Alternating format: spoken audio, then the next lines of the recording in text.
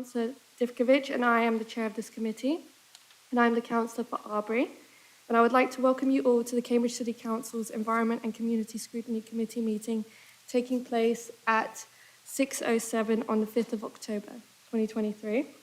I would like members to first introduce themselves and what ward that they are a councillor for, please.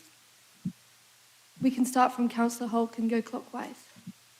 Councillor Olaf Haug, Trumpington. Councillor Jenny Payne, Castlewood. Councillor Jean Glasberg, Newnham. Councillor David Levine, Trumpington. Councillor Elliot Tong, Abbey. Councillor Antoinette Nestor, Castle.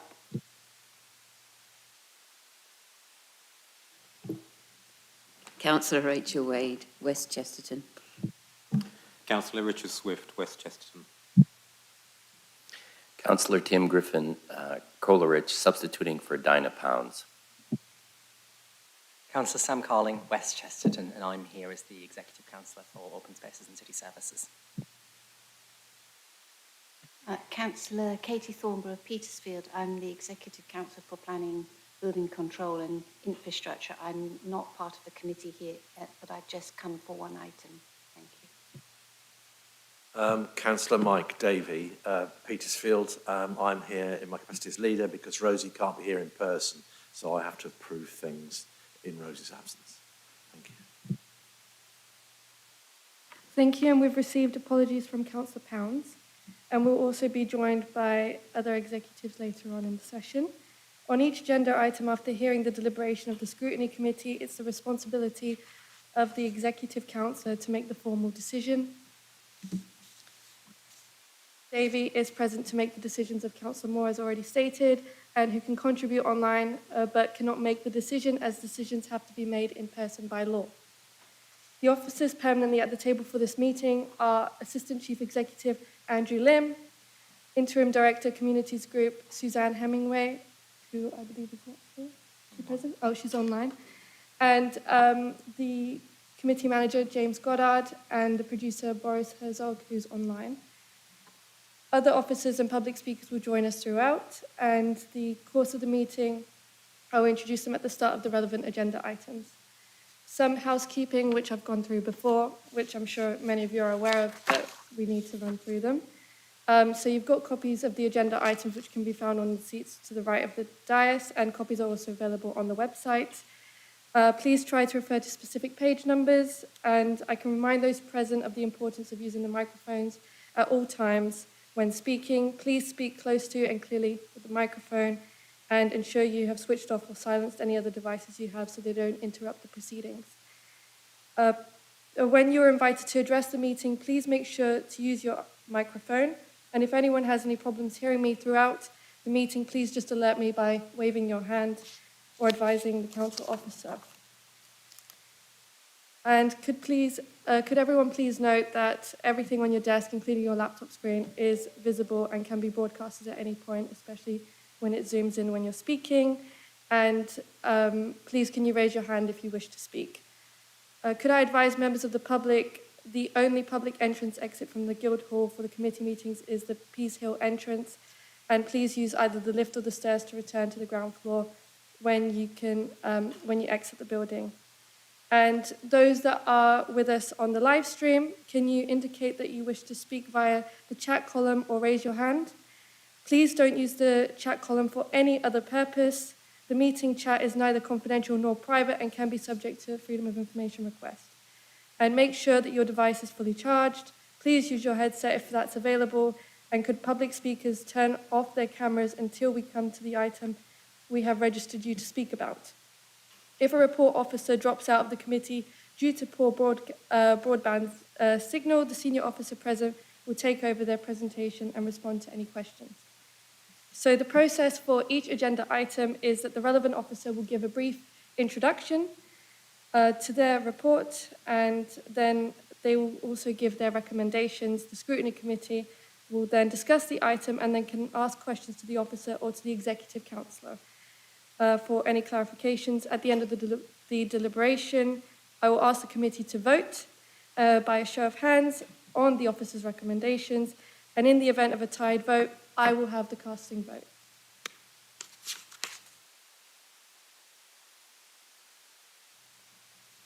And then the Executive Council will be present to make the decision.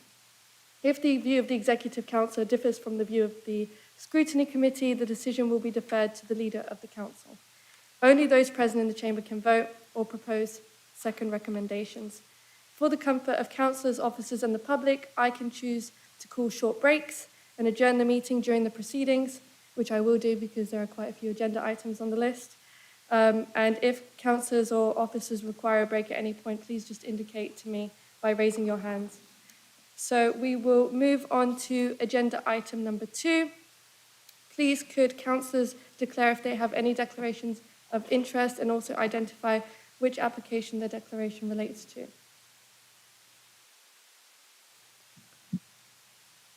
Councillor Thornborough?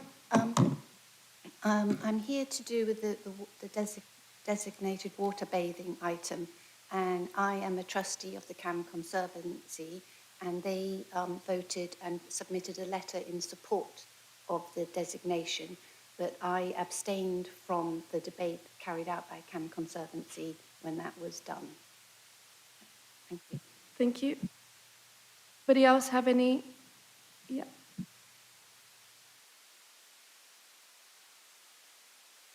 I'm a member of Friends of the Cam. I'm also a member of the Riverside Bathing Club, and I'm also a member of the Friends of Paradise Nature Reserve. Yes, Councillor Tong? I am not a member of Friends of the Cam or Friends of Paradise, but I've exchanged notes with them, so I thought I'd flag it. Okay, good, thank you. So does that conclude? Okay, so we're moving on to agenda item number 3 now, which is the minutes from the 29th of June, which have been submitted to this meeting for approval. If there are any concerns, please could members raise them now, otherwise they shall be approved as a correct record.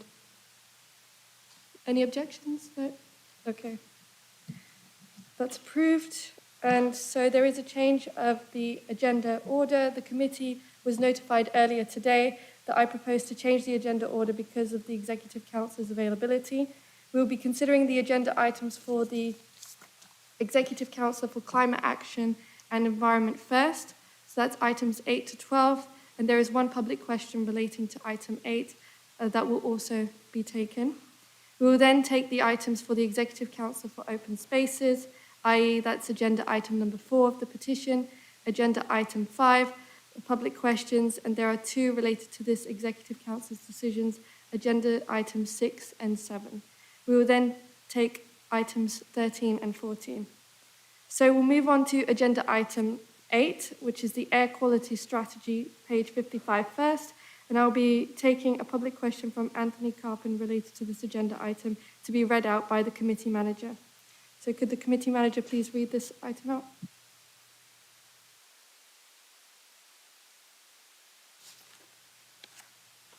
Sorry, I've just turned into the right page, Chair. So Mr. Carpin asked, please could I have the following question read out on his behalf.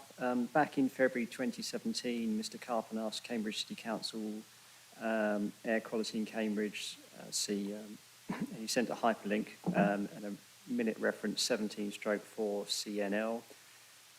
Please could the council provide an update on any progress it has made regarding improving air quality, in particular whether Parliament has granted local councils at district borough level any additional powers and or duties. Furthermore, could the council state whether any powers, duties have been transferred to other tiers of the state, for example, the county council or combined authority? Question ends. Thank you, James. And there's going to be a written response to that public question. So the presenting officer, Joe Dix, Environmental Quality and Growth Manager, is going to present this item. And please could the officer introduce this item? Thank you, Chair and members. So this is fairly straightforward. We are required under the new Environment Act 2021 to adopt an air quality strategy, and that's regardless of whether we have any exceedances of air quality objectives in the city or not. And we are seeking clarification on two key elements in scope for developing an air quality strategy, and that's notionally permission to take forward a joint strategy with South Cambridgeshire should we be able to achieve that, and to take forward development of an air quality strategy in pursuit of the new World Health Organization air quality targets, which are more stringent than national air quality objectives. So that's it, and that's what the decision relates to. So I'm very happy to take questions. Thank you, Joe. So we'll now move on to the debate, and I would like to remind members if they would like to speak to indicate they wish to do so just by raising their hands. Yeah?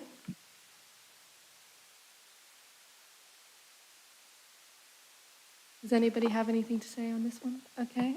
Councillor Payne? Thank you, Chair, and thank you for the report. Yeah, I think it seems incredibly sensible that we work joined up with South Cambridgeshire, as it says here. Obviously, air pollution does not always stay in one place, so it seems a very sensible approach. Can I just ask, just for clarity, in terms of the WHO targets, would that apply to just Cambridge, or would that apply potentially to the whole area if we were successful in bringing forward joint working? And do we have much sense of, I would assume that Cambridge's air pollution is much, much higher than South Cambridgeshire by nature of being the city. How would that then work in terms of meeting those targets across the wider area? Because my one fear would be that if South Cam's kind of the leafy villages sort of balance out the city, it could almost mask some of the issues we have in the city centre. So I just wonder how that would, whether you can explain how that would work across the broader piece there, so that we're reducing in line everywhere rather than one being much better than the other. Well, clearly there are differences between the two areas. However, we're working with our colleagues at South Cambs to develop some interim targets in pursuit of the World Health Organization targets for this particular strategy. So we'll be looking to have the same standard apply, if possible, across the whole area. And it will be a fairly demanding standard, we would imagine, but hopefully something realistic. But that's something that we'll be developing over the coming weeks. Thank you, Joe. Is there anybody else that would like to ask? Yes, Councillor. Yeah, thank you, Chair. Yeah, thank you very much for this very comprehensive report. I mean, I just noted in particular that NO2 emissions are mostly due to traffic, and that particular emissions have gone up over the last 10 years, mostly due to heating of homes and businesses. I just think that's a reminder that we should really crack on with the expansion of Cambridge's EV charging network, and also with the heat network that is being planned at the moment based on air and ground source heat pumps. And I just wonder if that's an opportunity to just maybe in a few sentences update us on how that's going and what's going to be the next steps. And finally, something I found was missing from the report was the role of our tree canopy and hedges and other plants to clean our air. And it is something that's mentioned in different contexts in the carbon strategy, for example. So I think there's probably a common goal there, with obviously maybe potentially planting more trees, more hedges. They sequester carbon, but they also clean our air. And I was just wondering if there's room for improvement by simply planting more trees and hedges along major roads. Thank you, Chair. Thank you, Joe. Would you like to respond? Yeah, thank you, Councillor Hope. Let me just first update you on the EV charging situation. So obviously a lot of progress has been made on that. We currently have a network of EV chargers for the use of taxis, drivers. We've got 17 fast and rapid chargers across the city, which have preferential access for our taxi fleet. And we now have 55 fully electric taxis operating in the city. In addition to that, we've worked with the County Council to fund and install 40 on-street chargers in the Riverside and De Freville Avenue areas over the last 18 months or so. They're all up and running also. And our car parks service are in the process of installing around 70 or more further EV chargers in our surface and multi-storey car parks. Some of those are already up and running in the Adam and Eve car park, so significant progress has been made there. In terms of your point about trees, I'll take that back and note it's definitely something that is included in our current air quality action plan, and it will be again. So alongside the strategy, we'll be developing an action plan which will detail all of the practical measures that we and our partner organisations will be taking forward over the plan period. So I will definitely make sure that that's incorporated, and I will make a note to discuss with our tree colleagues. Thank you, Councillor Holt. Does that satisfy you? Yep. Could Councillor Moore please speak? Thank you, Chair. I just wanted to highlight that the reason that we're wanting to have a joint strategy with South Cambs is not to sort of share in their rural areas and then not have to lower our emissions as much. Obviously, we will still be measuring emissions in the city centre and around the city, and we'll be using those measurements. The reason to attempt to have a joint strategy is to encourage South Cambs to be as ambitious as we are and to work together on this, because obviously, as has been said, air pollution doesn't know the city boundaries. I would also say I really hope that people will support this adoption of the World Health Organization targets, because obviously, although these are more stringent, that's because they're based on research into air quality, and more research that is done, it just highlights the detrimental effects on human health, physical and mental health. And just lastly, on the point about the tree canopy, of course, we want to do what we can, and we do, as has been mentioned, have a project looking at the tree canopy, particularly in relation to the impact on cooling. But obviously, what we really want to focus on is reducing the amount of pollutants in the air. We can't rely on trees and hedges to clean it up for us. That's sort of the icing on the cake. We really need to be reducing emissions where we can. Thank you, Chair. Thank you, Councillor Moore. Does anybody else have any questions? Yes, Councillor Glasgow. Yeah, a couple of questions. Yeah, first of all, I wanted to ask, in 3.1, you say that the LACV targets are either achieved or close to the annual mean across Greater Cambridge. Right? But I thought that the latest research from the Centre for Cities has ranked Cambridge as 56th, or it's joint fourth worst in the country. That was based on figures from November 21 to November 22. So I just wonder, are they measuring different things? Thank you, Chair. Thank you, Councillor Glasberg. We haven't measured an exceedance on our monitoring network of the national air quality objectives since 2017. So we've been compliant legally with national standards for that period, and we do have a fairly extensive monitoring network. The Centre for Cities, I mean, that wouldn't necessarily mean we don't rank 56th in the country. So we probably do. But that would have been based on an area forecast of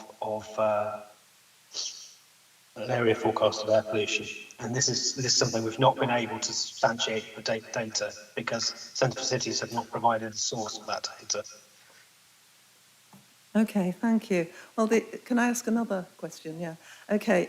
I also wanted to ask particularly about the impact of development on air quality, because clearly there's major development going on in Cambridge at the moment. I mean, it's known as Cambridge. We're all experiencing this.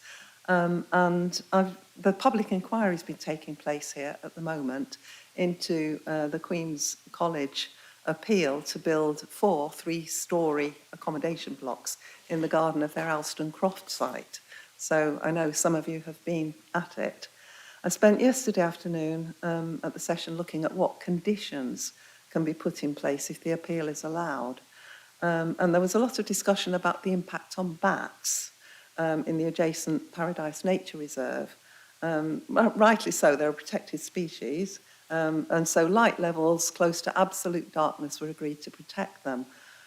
But we then turned to conditions to protect the 250 children at Newnham Croft School, primary school, which is right next to it. And they would be being forced to work and play on a daily basis with demolition and construction work happening just metres from their classrooms. So they would be being exposed to dust and air pollution for at least 2 years. And this is a major worry, obviously, for people in the city. And what the question that I really wanted to ask you and what I'd like to raise is that the fact that there were no concerns at all raised by city planners about the risks to the children in all the discussions with the college that were leading up to the submission of this planning application. So it was left to governors at the school to protect them from the harm that was going to result from the development. We know that children are what's called sensitive receptors, and we know that there's no safe level for air pollution, and that it has a huge impact on children's developing lungs and their risk of further respiratory problems.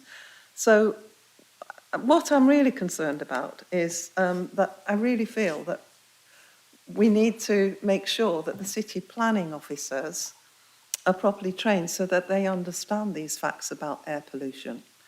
And they need to address them, as it is required already in Policy 35, but it needs to be addressed at the start of the development process, and recognise that in some cases conditions can't really be a mitigation for this because the harm that would be caused is too great. And so this strategy is obviously meant to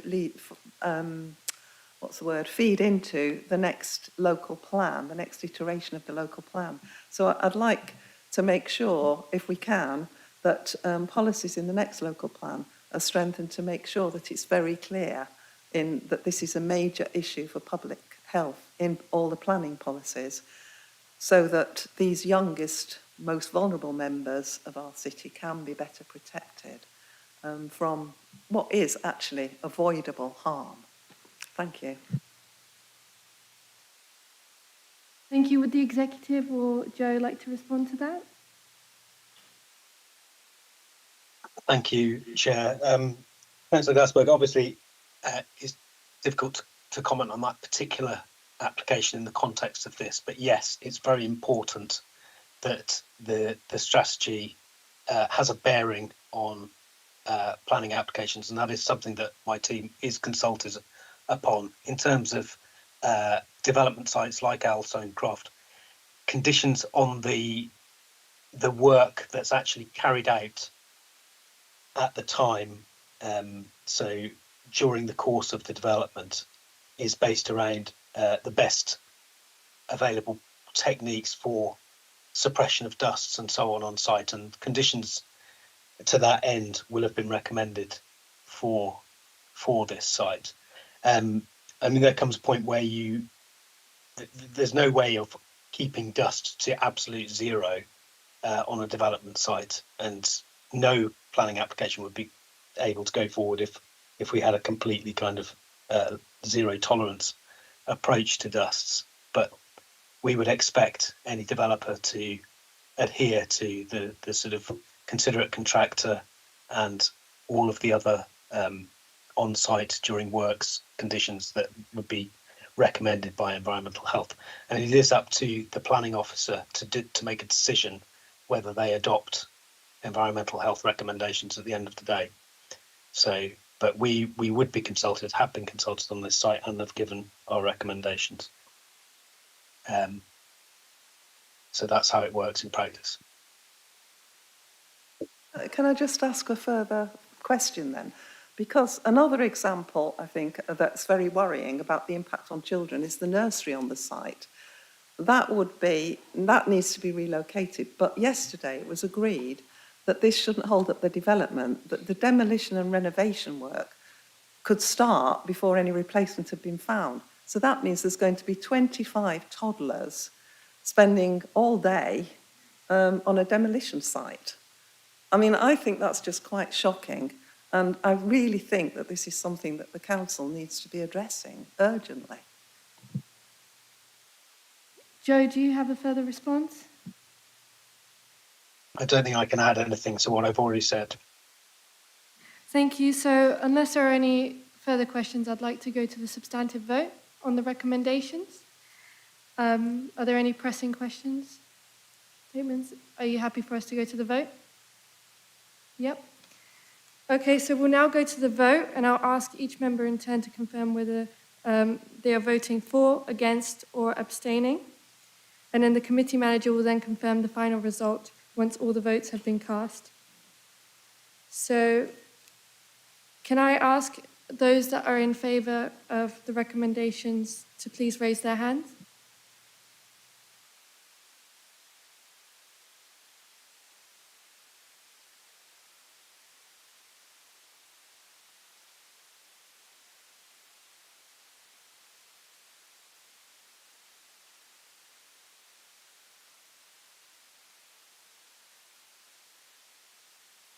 I'd say that's unanimous, Chair, because Councillor Tong isn't voting. Yep, so that was voted in favour, and now we will turn to Councillor Davey, who will have the final say. Delighted to take that forward. Thank you, Chair. Wonderful, thank you.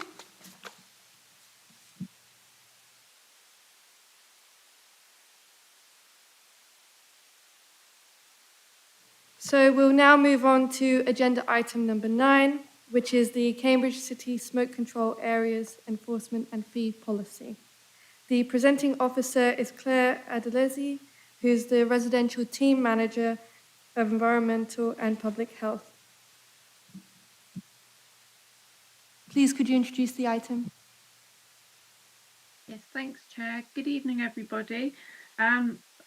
There is enforcement action that we as local authorities can take now in respect of smoke control areas within our authorities' boundaries, and that is under Schedule 1A of the Clean Air Act 1993, as amended by the Environment Act 2021, which my colleague Joe touched on in the former item.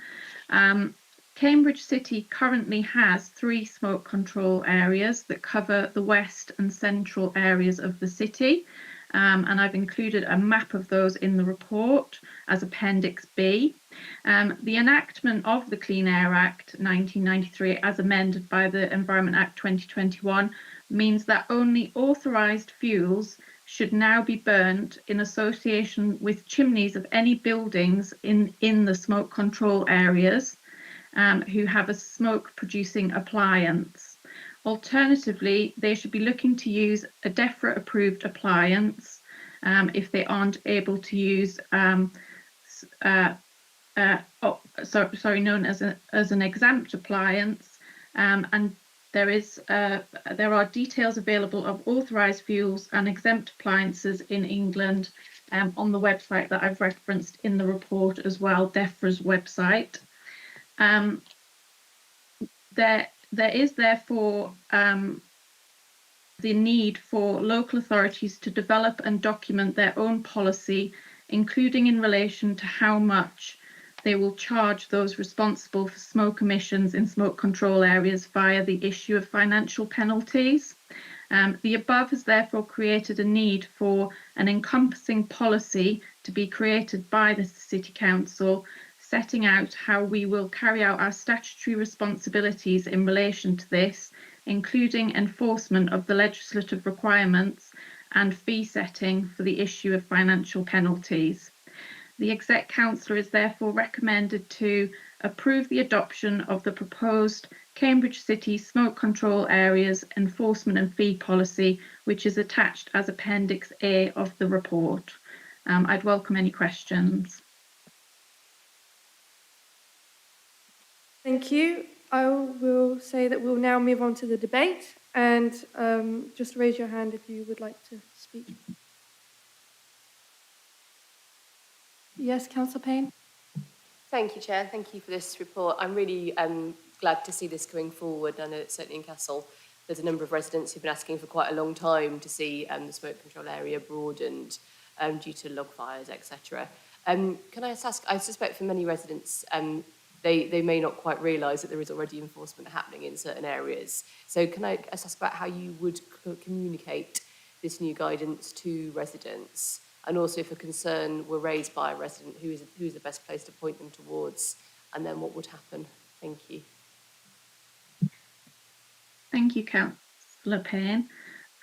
Yes, obviously, if the committee agree to adopt this enforcement and fee policy, we would seek to do a full communication campaign with regards to that, including utilising our current channels, including the council's website, obviously, and a news release, and getting the word out to residents about it. We've already got on our City Council website a comprehensive smoke pollution page, which I have made reference to in the report, and obviously we would expand on that, and obviously have a copy of the policy document itself linked to the website as well. And members of our team, the residential team who cover all residential statutory enforcement matters in the city, we are obviously contactable, and we have our contact details on the website for residents to contact for advice at any time. Are there any further questions? Councillor Gasberg? Yeah, I mean, I'm just wondering how effective this is being at actually getting this across, getting the facts across to people about it. I mean, Newnham is one of the smoke control areas, and I mean, I've lived there for over 30 years and didn't realise that it was at all. So I'm sure a lot of residents have just got no idea about it. I mean, I do also agree with what Councillor Payne said. I think there is a growing awareness about it and a lot of people are concerned. But I think being able to tell people what to do about it and get the message across is quite difficult. I also think it's a bit like with diesel cars. I mean, obviously wood burners are now recognised as one of the greatest sources of this kind of air pollution. But I think with diesel cars, you know, I think a lot of wood burners, you know, have been the use of them has doubled in the past decade, and I think a lot of the people getting them have believed that they were choosing something that was more environmentally friendly. And so I think they're going to be rather dismayed to find out, like people with diesel cars were, that this is not actually the case, and need to be helped to recognise what they can actually do about it. I mean, obviously one of the issues, I know that in my area, there are skips in every single street, and obviously people go foraging in those, scavenging in them for wood, which is obviously actually the most harmful thing to do, because those woods are treated with chemicals that emit pollution not just into the neighbourhood, but into their own homes as well. So I just think people need to be able to know this in a much more, sort of hard-hitting kind of way, really. Because, as I say, I feel that so far the message hasn't got across about it. And as I say, I think a lot of the people who've got these kind of appliances are actually thinking that they're doing the right thing. So I think we've got to think about education before we think about enforcement and take the penalties for them. Thank you, Councillor Glasberg. Councillor Moore, would you like to respond to that? Thank you. I just wanted to say a couple of things. Firstly, the way that our enforcement works is that education is the first step. We don't just go in straight to finding people. It is educating and speaking to people, and because we don't want to find people, what we want to do, obviously we have a range of enforcement areas, but in this is to stop people burning fuels that are polluting. And part of this is we're not saying you can't burn anything. It's if you don't have a DEFRA approved wood burner, then smokeless fuels can be used. And you're right that not enough people know about this, and we're hoping that this is the first step in improving what we do around this. And we will be, as Claire Adlizzi has said, we will be having a campaign, and maybe we could think, for example, about Cambridge Matters. And I think just the more that we talk about it, obviously this goes alongside the air quality action plan. So the more we can get the message out, then the better. Thank you. Thank you. Are there any further questions? Are we happy to move to the vote? Okay. Let's move to the substantive votes. Those in favour, could you please raise your hand?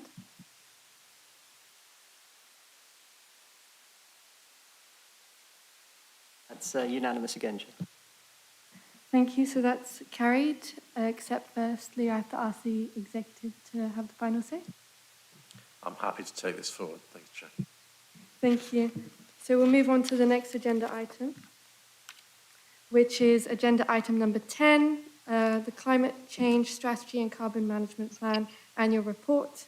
And the presenting officer is David Kidson, who's online, and who is the Strategy and Partnerships Manager.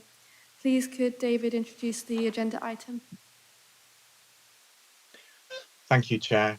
I should say just before I start that I've been having persistent broadband problems today, so I'm joining on my mobile phone rather than on my laptop, so please bear with me.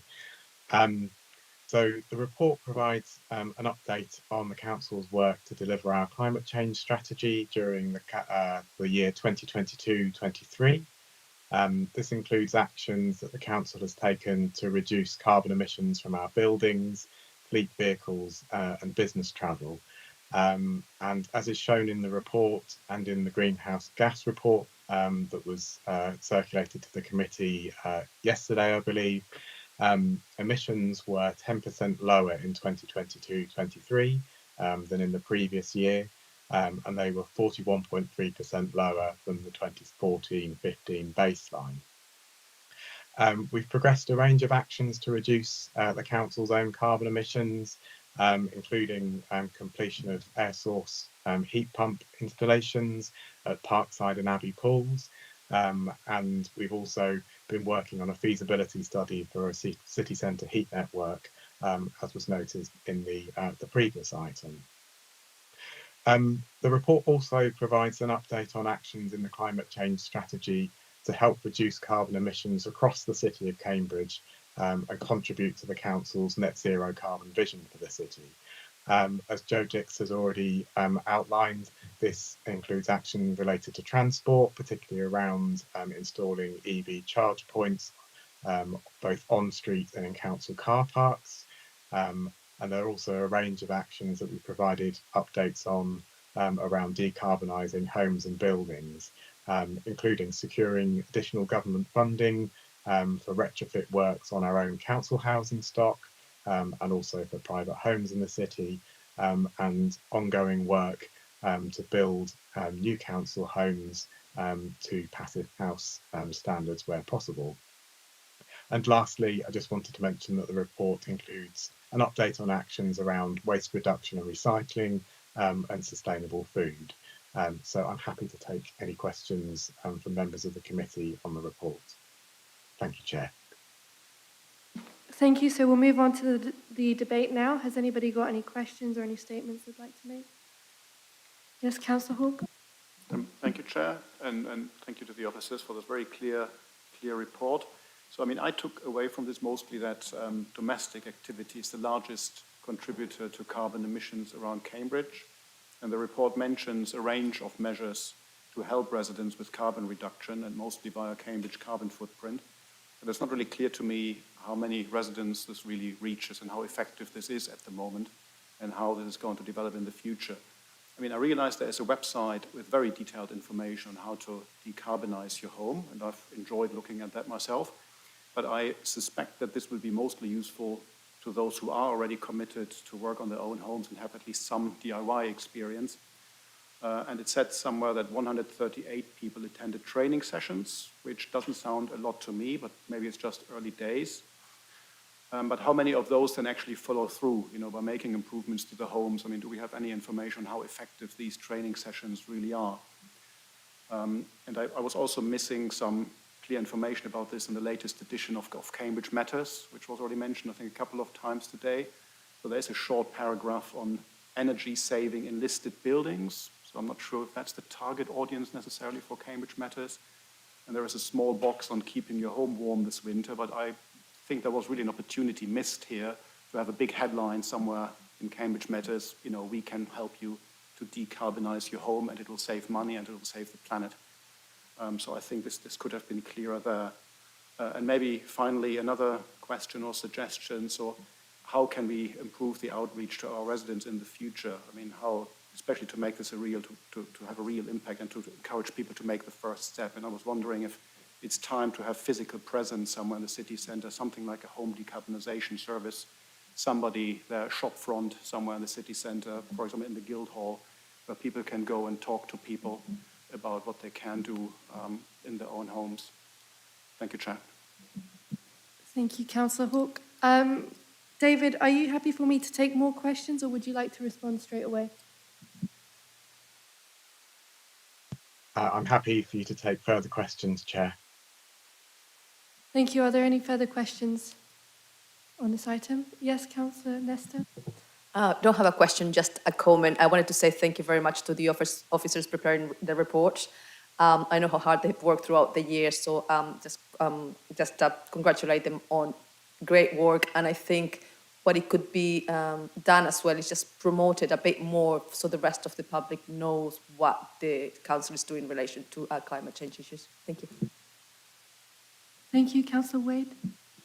Yes, thank you. And thank you, Chair. And just to echo what my colleague said, I think the big headline is the fantastic achievement here that the emissions are down by 10% and 41.3% lower than the baseline.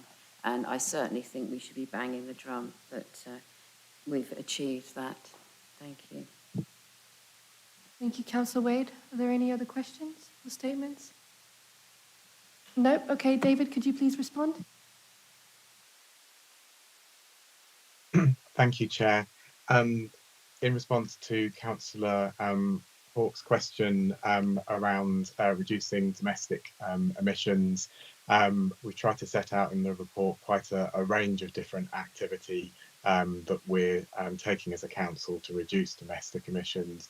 As I mentioned previously, the extensive programmes of retrofitting the council's own homes and also using grant funding where this is available to provide support for residents to retrofit private homes.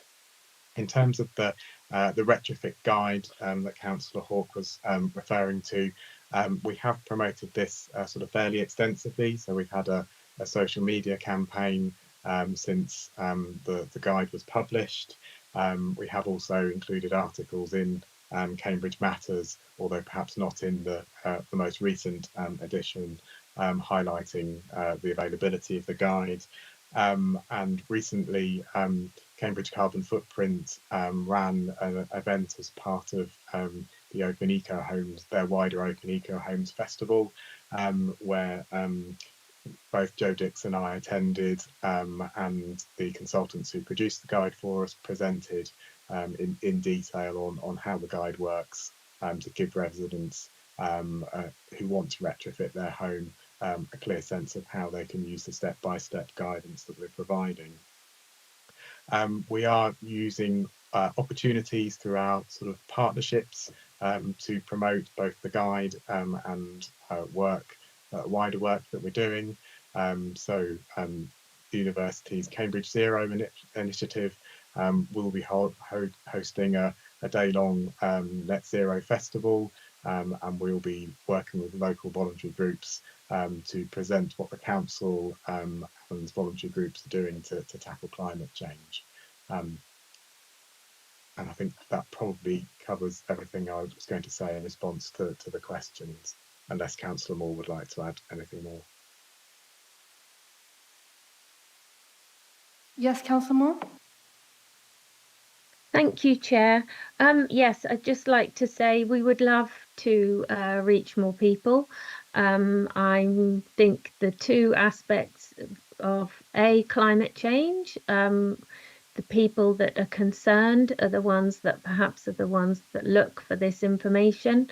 And then just for the council, it can be hard because people use social media or national channels for their news and don't so much look to the council or locally.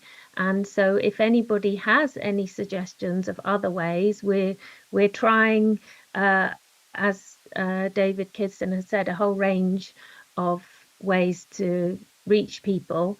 And also in that we're relying on the people, for example, the ones that attended the events, the plan is for those people to then encourage and tell other people and to spread the word like that.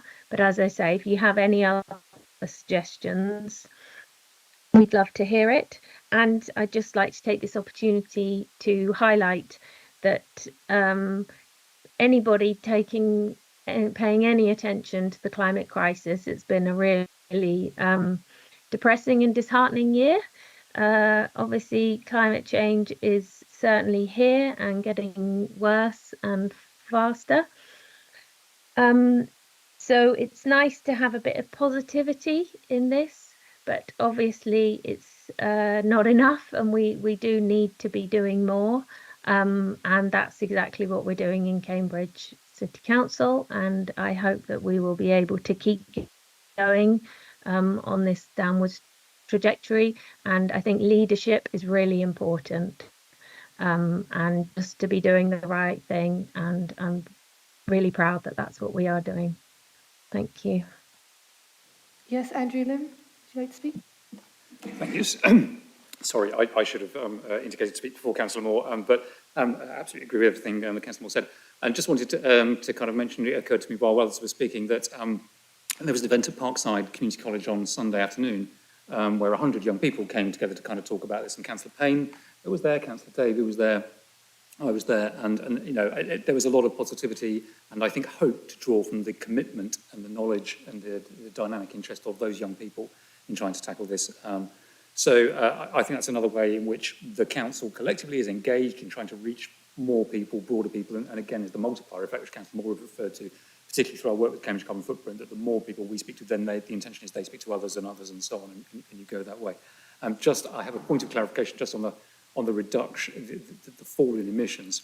Some of that is directly attributable to action the council has taken and determined. Some of it is a result of the greening of the national grid and the fall in use of the CREM. So just for kind of clarity and kind of action on that, I should just emphasise that. But sorry, otherwise, thank you. Thank you. Are there any further questions? Yes, Councillor Hawke. Thank you. I mean, just a quick response to Councillor Moore. I mean, I did make a suggestion. So one possibility would be physical presence somewhere in a prominent place in the city centre, home decarbonisation service. I mean, to show residents that we are serious about engaging them, helping them where we can. Obviously, there would be some financial implications there. I mean, it's really just a suggestion at this point. But anyway, I think this is potentially something where we could reach more residents. Thank you. Thank you. Unless there are any other pressing comments or questions, I'd like to move to the substantive vote. Sorry, can I just... Yeah, Councillor Moore? Sorry, can I just answer that? Because sorry, I forgot that that would be fantastic to have not only a physical presence, but actually being able to say to people, we can help you retrofit your homes. And unfortunately, we cannot do that right now, but that is something that we are working on, not just ourselves, but working on with partners to increase capacity and knowledge and the ability to retrofit in the city. But what we do have is our guide and also our framework directing residents to trusted contractors in this area. and that was in Cambridge Matters in the recent one, which had a sort of timeline of everything that the council's been doing to reduce emissions over the years. And just on Andrew's point, yes, it's true, we can't take credit for all of the reductions, but just like to note that this is the first year as the exec for climate change that leisure centres and pools aren't our biggest emitters as a council, and they've slipped into second place due to the work and investment that's gone into that. So the things that we do really do make a difference, and so I'd really like to thank officers for all of their work on this. Thanks. Thank you. Are there any further questions or statements? No? Okay, we'll move on to the substantive vote now. Could those in favour of the recommendations please raise their hand?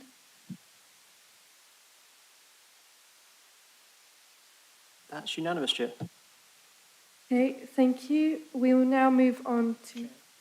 Oh, sorry. Sorry, I'm rushing through. Okay, could the Executive Councillor, in this case, Mike Davey, approve the recommendation? Yes. On this occasion, I'll say a few more words if I can in accepting. I'd like to say thank you to, whilst noting the progress, thank you to David and Andrew and to Councillor Moore for her leadership. She identified that was significant in this process, and Rosie has done an awful lot to make sure we take this forward. And in terms of approving the updated climate change strategy, I'd be delighted to accept this because this is actually the most important strategy we have currently underway in the Council. Thank you very much. Thank you. We'll now move on to agenda item 11, which is the Fixed Penalty Notices Review 2023. And the presenting officer is Wendy Johnson, who's the Community Engagement and Enforcement Manager. Please could...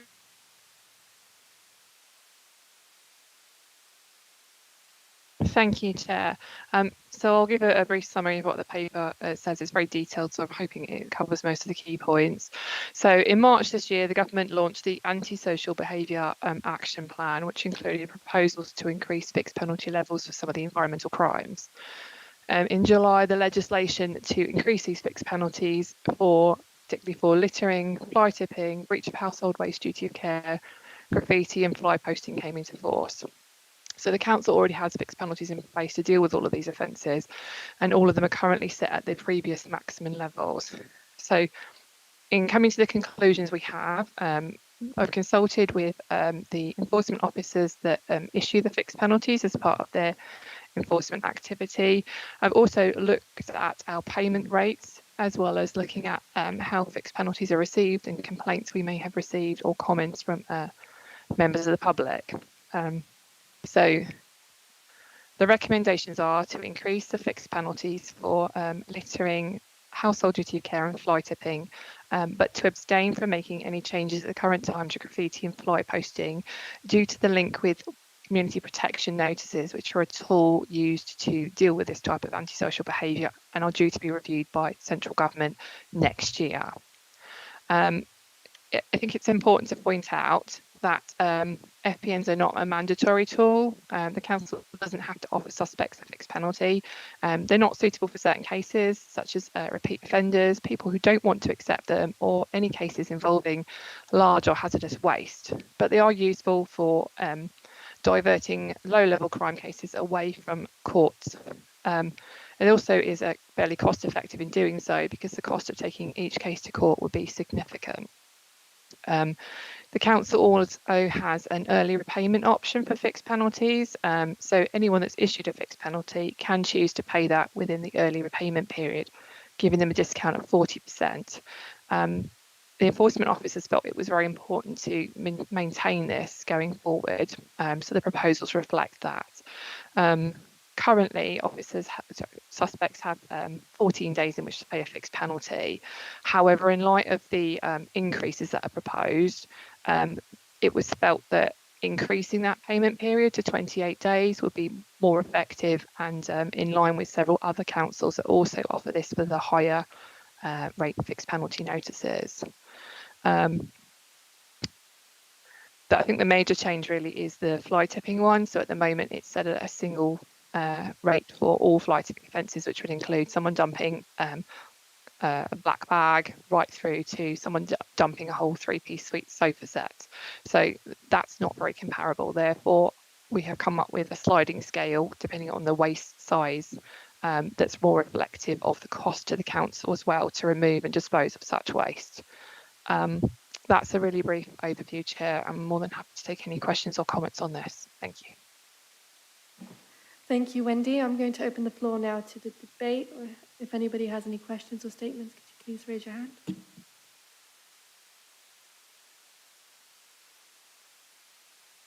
No? Okay. I think we're ready unless any of the executives have anything to comment.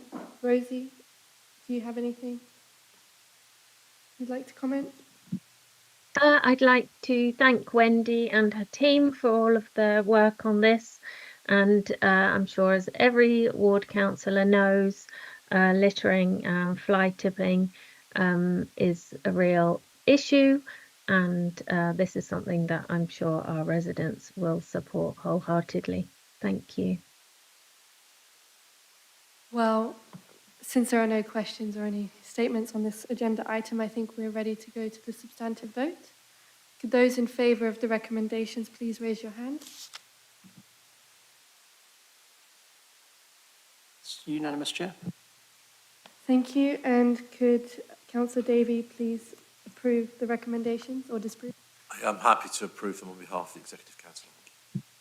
Okay, thank you.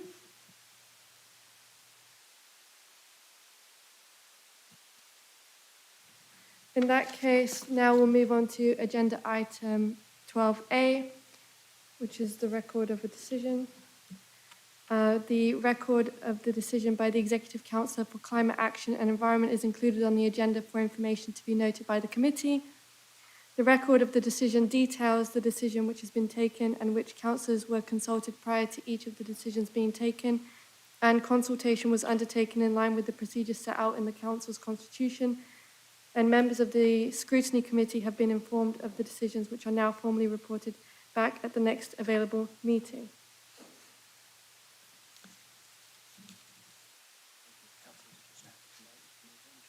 Yep. And if the council is happy to note, we'll move on to the next agenda item.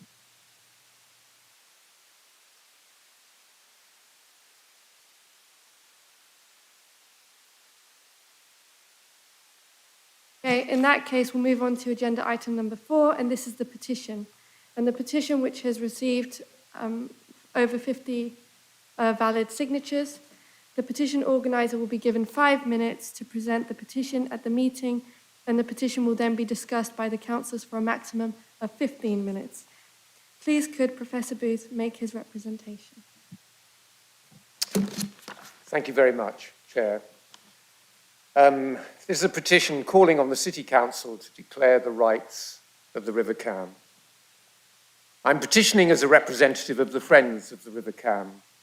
We call on the City Council to help to protect our river by recognising that it has the following rights: the right to flow and be free from over-abstraction, the right to perform essential functions of flooding, moving sediment, recharging groundwater and sustaining biodiversity, the right to be free from pollution, the right to be fed by sustainable aquifers, the right to native biodiversity, the right to restoration, the right to maintain connections with other streams and rivers. The idea that rivers or nature has rights can seem strange. Progress in recognising human rights has involved a battle to reduce exploitation of people because of their sex, age, class, poverty, and skin colour, and other ways in which humans are made vulnerable to harm. But we've paid too little attention to the most significant exploitation of all. We are now in the fight of our lives to end the exploitation of nature, which is taking away our life support systems in the air we breathe, the water we drink, the crops we grow, and the glorious diversity of life that feeds our spirit. Recognising the rights of nature, including our rivers, can help in this struggle, stiffening our resolve to preserve nature from irrecoverable harm. Respect for human rights will rapidly deteriorate unless we stop exploitation of nature. It's true that we are the river and the river is us. We are roughly 65% water, all of us. Molecules that have been part of all of our ancestors flow past in the River Cam every day. We are proud that in 2021, Cambridge was the first place in the UK to host the Declaration of the Rights of a River. It's nice. I adapted the Universal Declaration of River Rights to local circumstances. Around 150 people read it together in a moving ceremony each midsummer evening. Several other groups have followed, often after communication with us. We're asking the Council to formalise commitments that many councillors have made already. In the General Council meeting in July, Katie Thornborough drew on the words of our declaration when she said, "The Council calls on everyone to engage with the River Cam and its associated chalk streams and tributaries with respect and asks all residents and organisations of Cambridge to act as guardians of the river and be mindful of the impact of our own actions and those of others that threaten its health and survival." Councillor Thornborough has also been active in protecting the rights of trees, speaking up on behalf of those 3 beautiful 150-year-old plane trees on St. Matthew's Piece that have been under threat. Several representatives of the Council participated in the March Chalk Stream Conference at Pembroke College. Those present agreed a final statement of intent which was explicit about the need to recognise the rights of the Cam. It included this: we must act radically and shrewdly by acknowledging and acting on the recognition that chalk streams should and must belong to everyone, and that everyone is responsible for protecting their rights to life until English law recognises those rights. This petition then builds on previous support for the rights of the Cam. It can aid the Council in addressing the climate and biodiversity emergencies which it has already declared and therefore wishes to see implemented through its policies. I hope that all councillors will support this petition, irrespective of party allegiance. Thank you. Thank you, Professor Booth, for that very impassioned speech. Can I invite Councillor Carling or the relevant councillor to respond? I think, Chair, what's probably helpful is if the General Committee has a discussion first and then Councillor Thornborough and I respond at the end, if that's all right. If anybody would like to speak, raise your hand. Yes, Councillor Tong? Amazing, sorry. Yeah, I just wanted to say I'm hugely in support. I appreciate the fact that it takes a very holistic approach because I don't think there is any catch-all solution to this problem and we can just, abdicate it to be solved by one thing in particular. It's something we really need to think about in all aspects of our planning, and I appreciate that that's been acknowledged here. Thank you, Councillor Tong. Has anybody else got any questions? Or yep, Councillor Hall. Thank you, Chair. Of course, I agree wholeheartedly with the aim of this petition to protect our precious Cam. I think for me, the most important sentence of the petition is that recognizing the rights of nature has never been more urgent. Nature consists of many, I don't think it's controversial to say that nature consists of many highly interconnected ecosystems, and the river is a very important one. And I find it hard, though, to single out one particular aspect of nature. I think we could equally well have a petition for trees and plankton, for that matter. They're all are. If you take any of these out, and nature would collapse. And it's not criticism at all. I just think really the main message here is we are talking about nature in general, because ultimately humans are part of nature and nature's rights are human rights. So we have a right to an unpolluted environment, and that includes clean water and clean air. And I really hope that we can all agree on that and work together to use whatever powers the City Council has to make a real difference in that respect here around Cambridge. So thank you very much for that petition. Thank you, Councillor Hawke. Does anybody else like to speak? Yes, Councillor Swift? Just wondering if the petition, the effect that it's going to have with Michael Gove and 250,000 new houses and the chalk streams drying up and all of that, does it have any standing on affecting that, how that might go forward? Thank you. Is there an officer or an executive that would like to respond? Councillor Carlin? I can respond to that. There won't be a vote taken on it, so there's no sort of legal binding nature of the petition. So, no.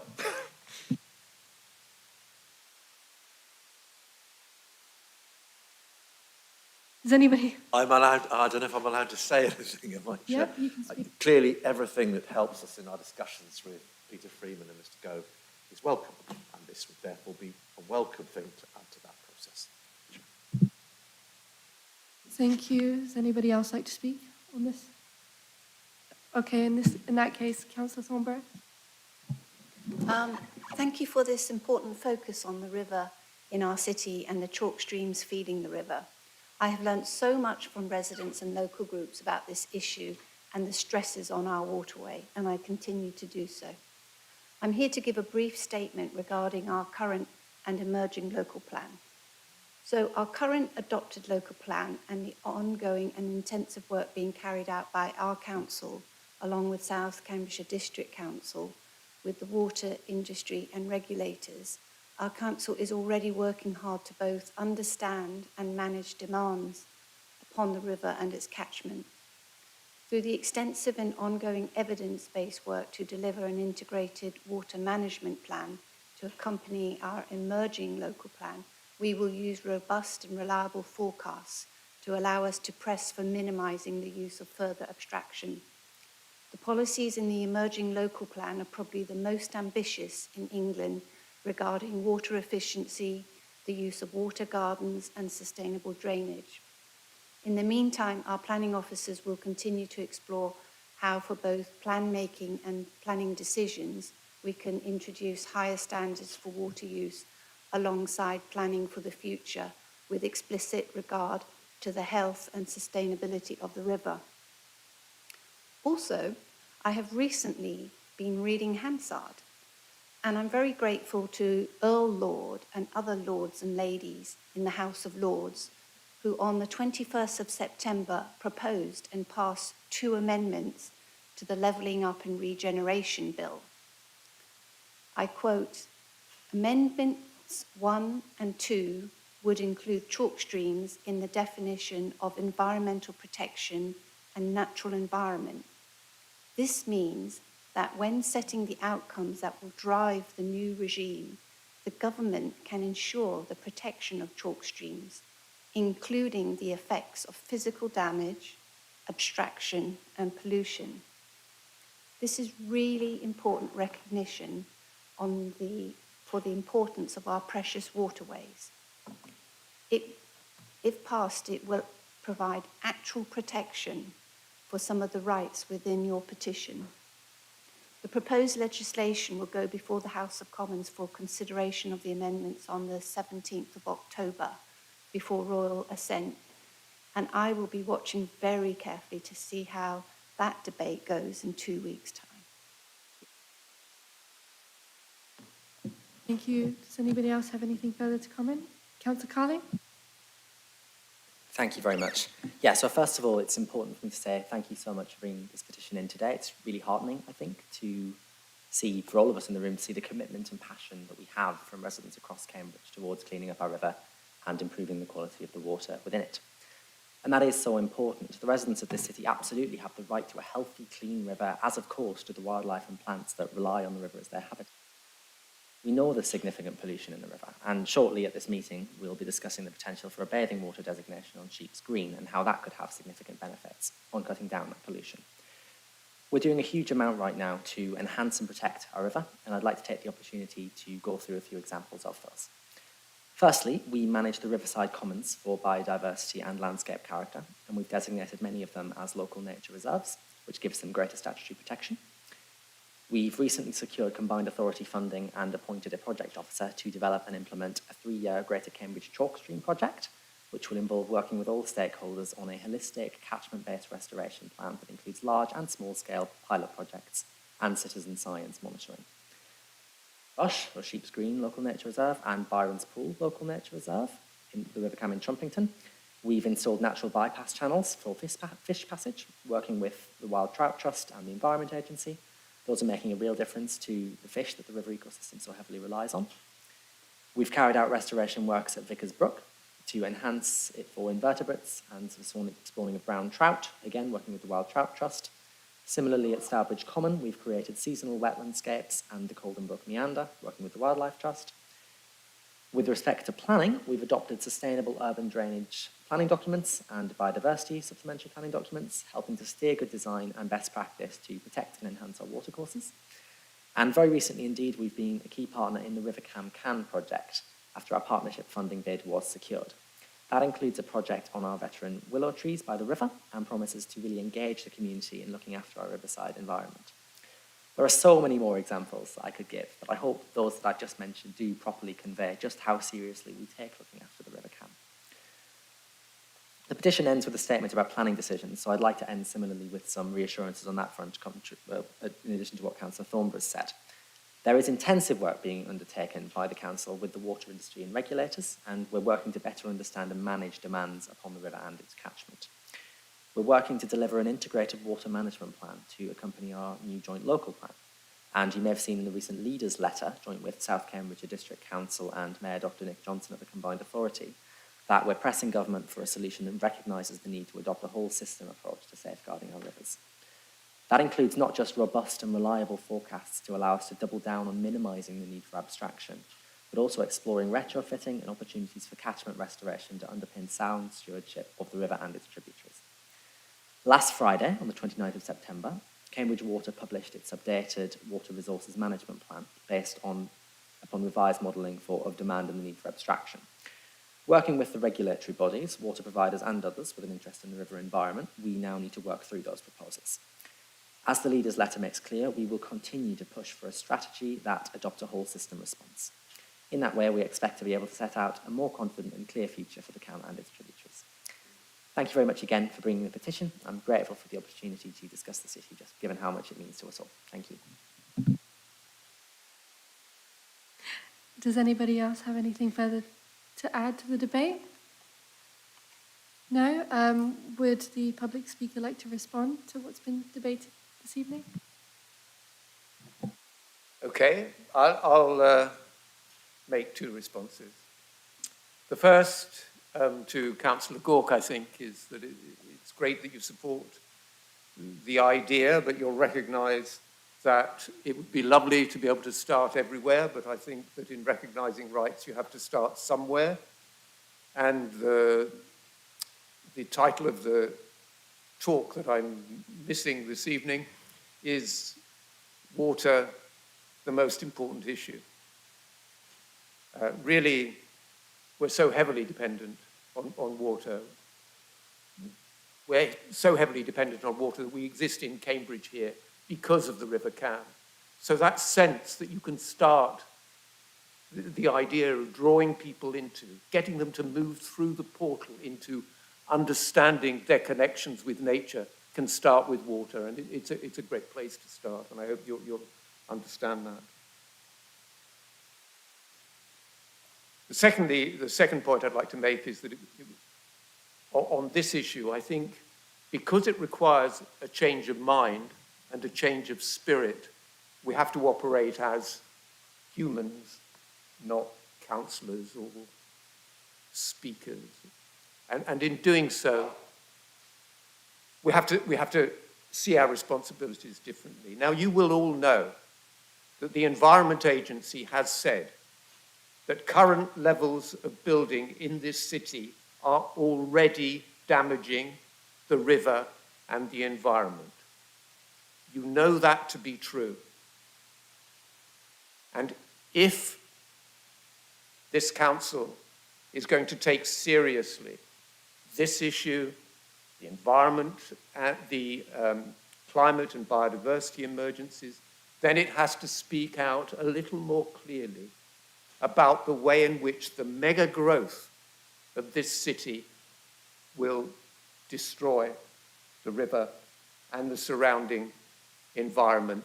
It has already almost used up the legally binding, the legally required carbon budget Thank you. to 2050. Thank you very much for... Thank you. That was Yeah. my last word. Okay, thank you for your And response. thank you for giving me time. No, that's no problem at all. Thank you for bringing the petition and for speaking today, and hopefully the discussion satisfies your petition. Now, unless there's anything further to add, I'd like to move on to the next agenda item. Agenda item number 5, which is the public questions. So public speakers have 3 minutes to speak, with an additional 2 minutes for follow-up questions, and the committee manager will advise when you reach 3 minutes. And public speakers are not entitled to address the committee at any other point in the meeting. Should a member of the public try to speak at any point that they're not permitted to, so they'll be asked to stop by me. And if the member of the public continues to speak or disrupt the meeting, they'll be asked to leave. So the public speakers we have today are Anne Miller. And also we have Wendy Blythe, who's chair of the FECRA. Can we please start with Anne Miller? Thank you. I'm representing Cam Valley Forum, and we would like to apply for bathing water designation for the Cam at Sheep's Green in order to improve the health of swimmers and help clean up the River Cam. Importantly, because the water quality is very likely to be officially rated as poor, designation should also get us the investment we need to help clean up the river. And I'm pleased to tell you that in a very recent development in Anglian Water's business plan, which was published on Monday, it confirms this. In it, they say, basically, that if the Cam gets priority by becoming designated bathing water, they are budgeting very nearly £5 million to improve Haslingfield's ageing and overloaded sewage infrastructure. We really need this. However, we can only apply if we have a formal letter of support from the City Council. So I hope that you'll decide today to support it. The second point I'd like to make is that designation is overwhelmingly supported by the community, although there are a small number of objections. We received 509 responses to our 10-week online consultation, the vast majority from the local area. 93% were in support. We also now have 9 letters of support from organisations, ranging from Cam Conservators, Scudamores and the Canoe Club, to the Cambridge Federation of Women's Institutes and South Cambs District Council. The most common reason for supporting designation is wanting cleaner water for the Cam in order to reduce the health risks to swimmers and other water users. The most common reason for opposing designation related to fears of significantly increased visitor numbers. These were, we believe, in part due to a belief that the council must and would promote it as a visitor destination. I want to be clear. Designation is simply about the health of bathers. There's absolutely no legal obligation to promote it as a visitor destination. However, we think it could reassure people if councillors could confirm that there's no intention in the council of doing this. My third point is that DEFRA currently require us to submit 2 user surveys showing an average of at least 100 bathers on the 2 busiest days of the summer. Sheep's Green has long been a popular bathing spot for communities across Cambridge, so our 2 surveys averaged more than 3 times this number. However, as few people stay in the water long, we seldom store more than 12 people in the water at a time. And we think this will cause minimal impact on habitats, parks and nature reserves. Nevertheless, they are important, so we urge the council to continue to invest in maintaining and supporting them. Thank you. Thank you, Anne. And would the executive or Alistair Wilson like to respond? Executive first, Councillor Carling. Thank you very much for making those points. I don't think there were any questions in there that I need to respond to, but I'm really grateful for you to you for coming in as the group applying for a bathing water designation to explain a little bit more about the reasoning behind it. You asked me to confirm just there that we have no intention of actively promoting bathing in the river. I am quite happy to categorically confirm that that is true, as we have been saying for some time, and I look forward to the committee discussing this shortly. Thank you. Would the officer like to comment? Thank you, Chair. I'd just like to extend my thank you to Anne for helping me with my report and giving me some counsel and advice while I did the drafting. Thank you. Okay, thank you. We'll move on to, actually, you have a follow-up question. Would you like to ask a follow-up question? Unless anybody's got any questions they want to ask me, there's nothing more I need to say, I don't think. Okay, thank you. We'll move on to the next public speaker, who's Wendy. Liz, could you please ask your question?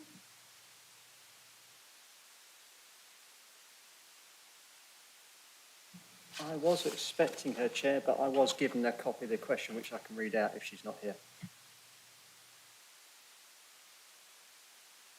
She doesn't appear to be present, so could you please read her question out? Can I just say, I think for some reason she thought that her question had not been accepted. I don't know why that was. I'm not sure either, Councillor. I did send a link to the meeting, but maybe it wasn't received. And email is a notoriously bizarre thing. Anyway, I do have a copy of Ms Blythe's question, and I can happily read it out. It was sent to the Exec Councillor and an officer. So, a question from Chair Fekra. What is the legal entity responsible for this designated bathing area? This is important if the DBA is approved today. Is the council taking any liability or financial costs on behalf of residents? Residents are aware that councillors have delegated decision-making powers over Cambridge Market Square and the city centre and River Cam green spaces to officers and their partners in the business consortium Visit Cambridge. They point out that Visit Cambridge is an unelected body.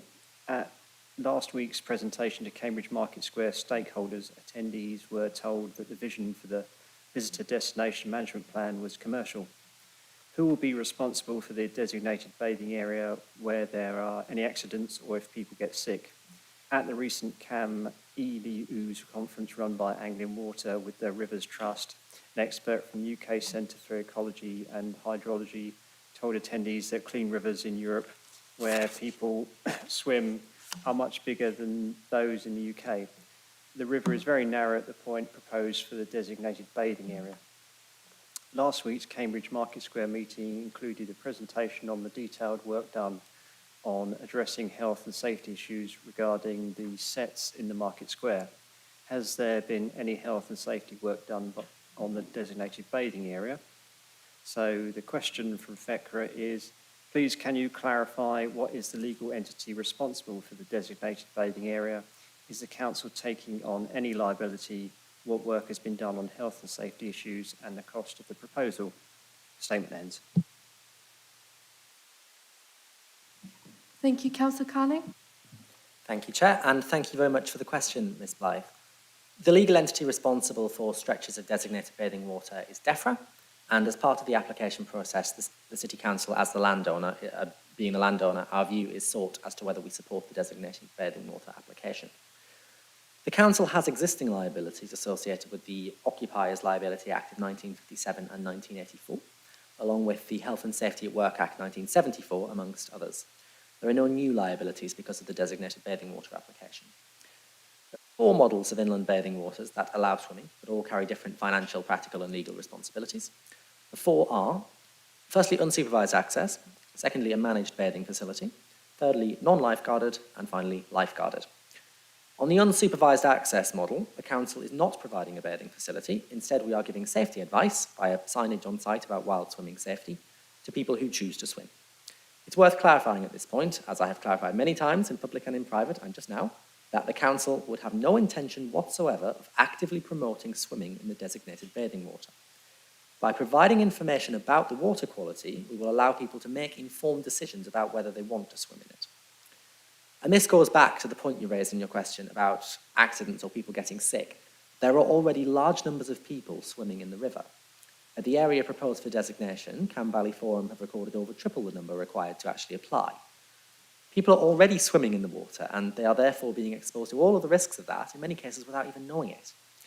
This is about making it safer for those people by cleaning up the water and making sure they're informed of the risks and how they can swim more safely. The report today is a comprehensive assessment of a whole range of health and safety matters, and it also has details about financial implications. I'll read that short section out now to conclude this answer. It says, there are limited low-value future capital financial implications relating to adaptations and changes to the riverbanks, and revenue implications in response to and managing the activities of swimming in the river. Thank you. Okay, thank you. You have a follow-up, or there is no follow-up because she's written in, so that's fine. So I think that answers that question, and I'm happy to move on to the next agenda item. And then after we've finished speaking about the designated bathing area, we can adjourn the meeting for 10 minutes. People are happy to do that after the next one. Okay, so the presenting officer for this one is Alistair Wilson. Could Alistair Wilson please introduce this item? Thank you, Chair, for the opportunity to introduce the report, and also thank you to those that have asked public questions. The report responds to a range of matters that have been considered to allow the Council to support a formal application by Carn Valley Forum to designate part of the river as a bathing water. It is known and evidence that the river is used for swimming, and with that use, when combined with poor water quality, a range of issues are presented and raised. The report concludes there is merit in looking at a designated bathing water where it contributes to the broader aspirations of increasing water quality and where the potential environmental impacts can be managed. Since the drafting of this report, there are two minor corrections I'd like to make committee aware of. One is that DEFRA have changed the requirements for user surveys in early July 2023. This means that the description in paragraph 3.7 of the requirement for user surveys to be based on the 2 busiest days is correct, but the description in paragraph 6.1 about requiring surveys to be on 20 days is now suspended. The second item at 6.2 is regarding that the only essential facility within easy access for the designated bathing water is toilets. All the other items listed in the report can be included as information to support an application. The Executive Council is recommended to support the Carn Valley Forum application for the designated bathing water, and the full recommendation is set out in 2.1a of the report. Thank you, Chair. Thank you. I will open the floor up to debate. Has anybody got any questions or statements they'd like to make? Yep, Councillor Tong. Hello, so I'll try and be very brief because I don't want to waste too much time reiterating what my colleagues and myself have already said at Council. But yeah, I think it's a pretty bad idea. Doing occasional tests for a few months a year has shown itself not to work very well in other places, and it gives the false impression of safety, which could end up baiting someone that wouldn't have gone swimming otherwise into swimming in the river. Now, I know that people are swimming there anyway, and we do want to make it safer for them. However, I do think that's more indicative of the fact we haven't communicated that the river is filled with, rancid filth than anything else. And I don't think this is really a decision we should double down on by, giving it our blessing as a good place to swim. Has anybody else got a question or comment? Yep, Councillor Hall. Thank you, Chair. Thank you very much, first of all, for the very convincing report. I think everybody, let's go back to the beginning, agrees with the original motion, stop pumping sewage in our river and chalk streams. I really think that's the idea behind it, and I think it's at least something that the City Council can do to walk in the right direction there. And I think that we also all agree that the problem is much bigger than Cambridge. So I think it will, a long-term solution will require a fundamental change of how water companies are run.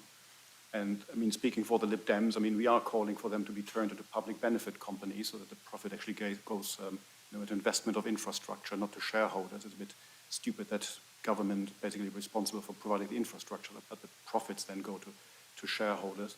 So there is a bigger picture, obviously, but the DBA is a way how we can do something about it here and now as the City Council. And without going, well, why don't I just reiterate them? So the criteria for a DBA are already met. Nothing in the plan will make it more attractive for people to come to Sheep's Green and swim. And it may actually have the opposite effect. So it will actually publicize the bad water quality. This has been said several times. I really do not understand how Councillor Tong can make this point there. I mean, at least we will provide people with the information they need. And I've talked to people who are jumping in the river right there, and they just haven't got a clue about water quality. They're not even thinking about it, especially children and teenagers there. Also, the equality assessment in the report points out that such an area would improve recreational activities for those on low income. It's basically free. And such activities would have physical and mental health benefits for people, swimming in fresh air, even if they're not swimming, just outdoor activities. And I think that's something we should all welcome.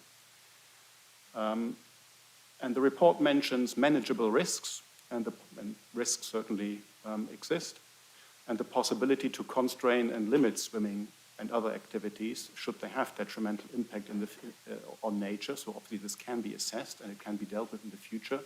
So my only question then is, would the Executive Council commit to regular updates here in this committee, for example, on progress and how this DBA actually plays out? Thank you, Chair. Thank you, Councillor Nestor. Yes, I just wanted to also bring to the attention that previously we talked about the river to be free from pollution under the rights of the river, and I think this proposal makes exactly that point. We're actually helping the river to be free from pollution. Thank you. Thank you. Would the executive or the officer like to comment? Yep. I can wait until there's more, or I can do it now. I'm more than happy, Chair. I'll check. Are there any other questions that would like to be? Yep, Councillor Glasgow. Yeah, it's not a question, it's just a comment. I know that everybody has made their minds up that this is a great idea, but obviously I actually disagree. I think that it's great to hear from Anne that Anglian Water are saying that they will commit to cleaning up the river at Sheep's Green, but I don't see why they have to wait for a DBA to do that. They have a legal responsibility to do it anyway. They have been given money from Ofwat, and they can choose to spend that on this area if that's important.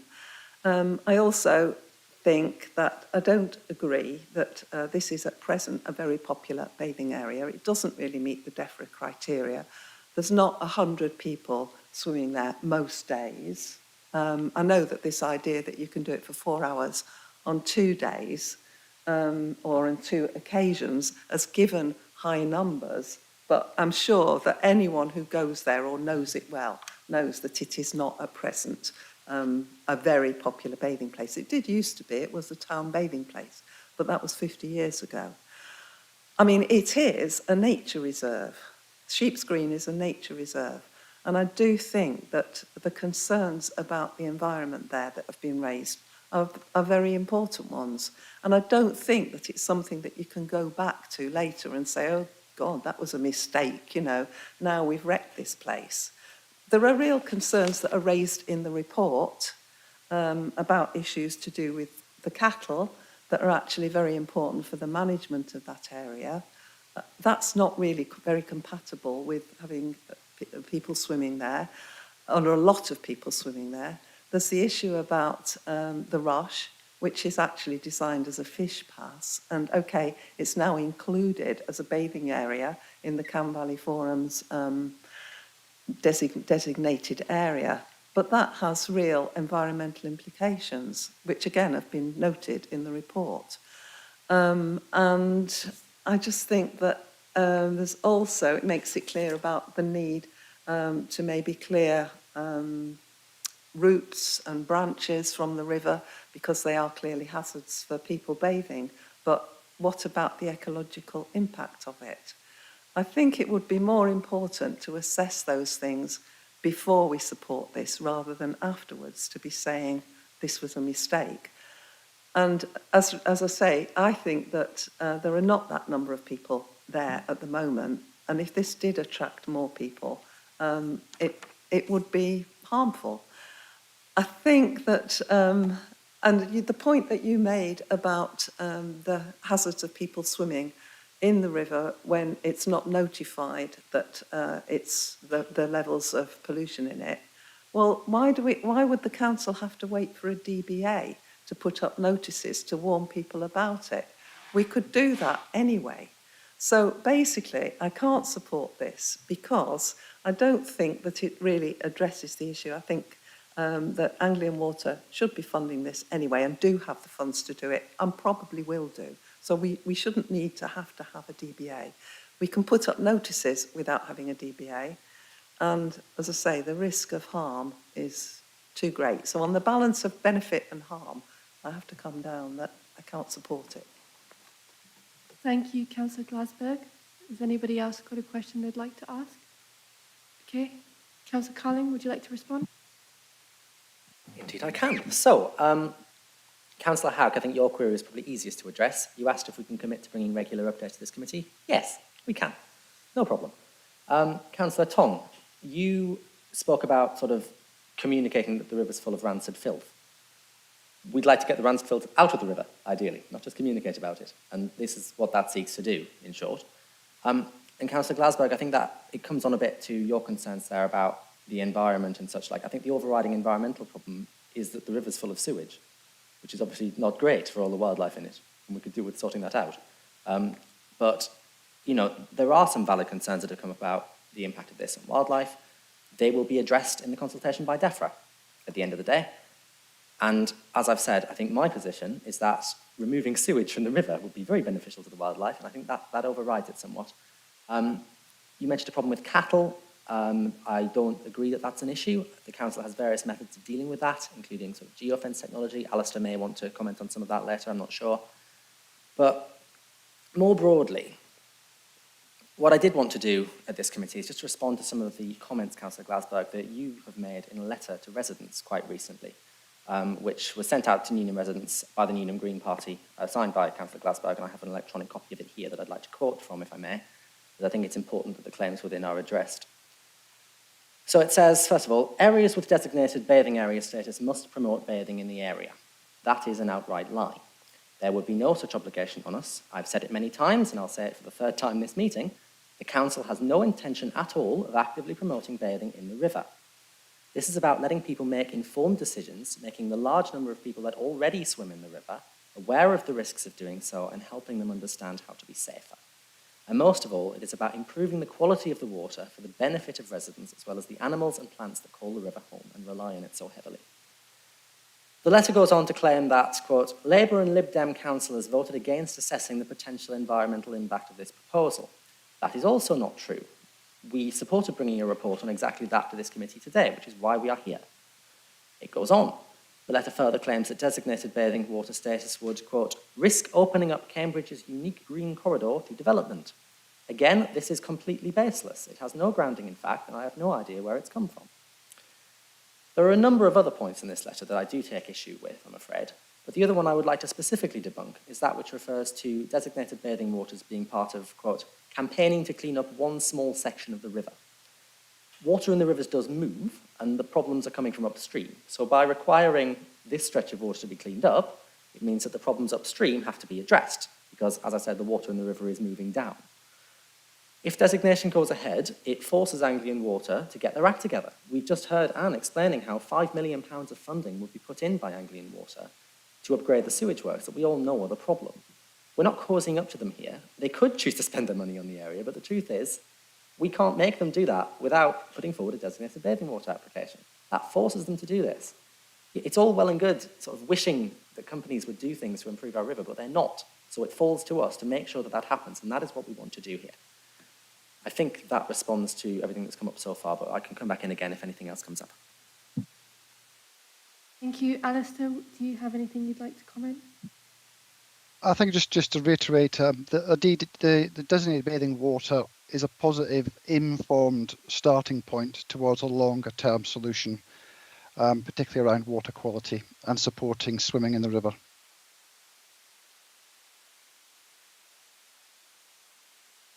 Thank you. Are there any further questions or statements? Councillor Hall? I mean, I would just be curious if Councillor Glasberg suggested that we should prohibit swimming in the Cam altogether, including for the Newnham Swimming Club. Councillor Glassman? No, of course, I would not be suggesting that. I mean, I swim in the river, and I think that, you know, people do take it on themselves to make that decision. But I do think that it does say in the designation criteria that it is required to promote it. We have to agree to differ on our interpretation of that, maybe. I think there's a difference between people swimming in the river, along the length of the river, and selecting a place in a nature reserve as the place for people to go and swim. So we have to agree to differ on it, I'm afraid. And I can say that I only hope that you are right about it, that it doesn't have the harmful consequences that worry me, and, you know, that it will clean up the river, which is what we all want, and that it won't cause harmful effects. Thank you. Are there any further questions? Yes, Councillor Swift? Yes, with Councillor Glasberg, it seems to me that you said that you swim in Sheep's Green regularly. Oh. Not at Sheep's Green. I said before I'm a member of the Riverside Bathing Club, which is near Grantchester Meadows. I'm a bit confused because Oh, this isn't working. I want this committee to run properly, so I'm not inviting two-way debate. But Councillor Glasberg, have you responded? Yeah, okay. well, I haven't said what I wanted to say, but can I continue? You can continue. Yeah, it seems a little bit about non-local residents using the river rather than about the more substantive things that have been discussed so far. That's all I'd say. Does anybody else have anything further to add? Councillor Wade? Yeah, the history of swimming goes back a bit further than 50 years, I would say. I think the Mayor, Henry Foster, of 1849 to 50 in Cambridge, tried to build a bathing company, which is in Jesus Lane, but the project was financially not successful because people preferred to bathe in the river. 1930 to 1970, there was an area, I think page 33 of the report, called Snob's Stream, which was very, very popular with people wanting to swim in the area. And I believe that area now supports water voles to thrive. So I think it is very much part of Cambridge culture. And I think this move to make sure that we understand how polluted with sewage the river is, as people have a long history and it's part of Cambridge culture to swim in the river, it should go ahead. Thank you. Right, so unless there's anything further to add, I'd like to go to the substantive vote. So could those in favour of the recommendations please raise your hand?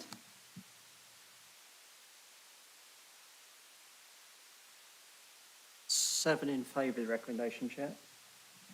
Could those against please raise their hand? One against.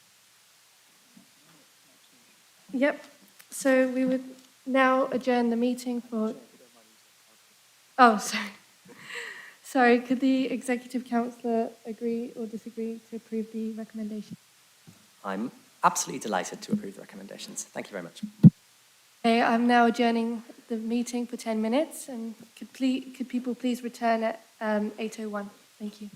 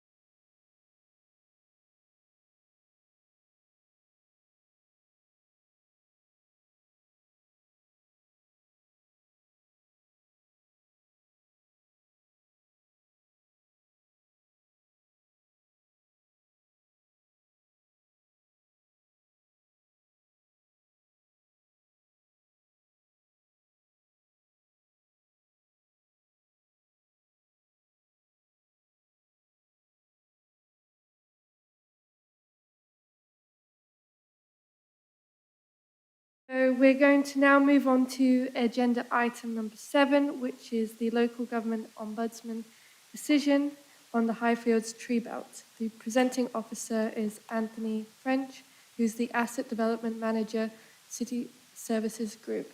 Please, could Anthony introduce this item? Sorry, Chair, we should have updated you in terms of I'm going to take this item this evening in place of Anthony. So thank you for the opportunity to update on the item. The report sets out the findings of complaint which is referred to the local government ombudsman. The local government ombudsman found fault on 2 accounts. One was with regards to security of the site, and this was resolved before the complaint findings. The second was record keeping, which was an action completed for the LGO satisfaction on the 17th of May 2023. There is a requirement to report all LGO findings of fault to committee. The recommendation set out at 2.1a is to note the findings of the LGO in respect of this case and the actions taken by the Council in response to its findings. There are no other decisions required for this item. Thank you, Chair. Thank you. I'm going to open the floor to a debate. Does anybody have anything they'd like to ask or comment?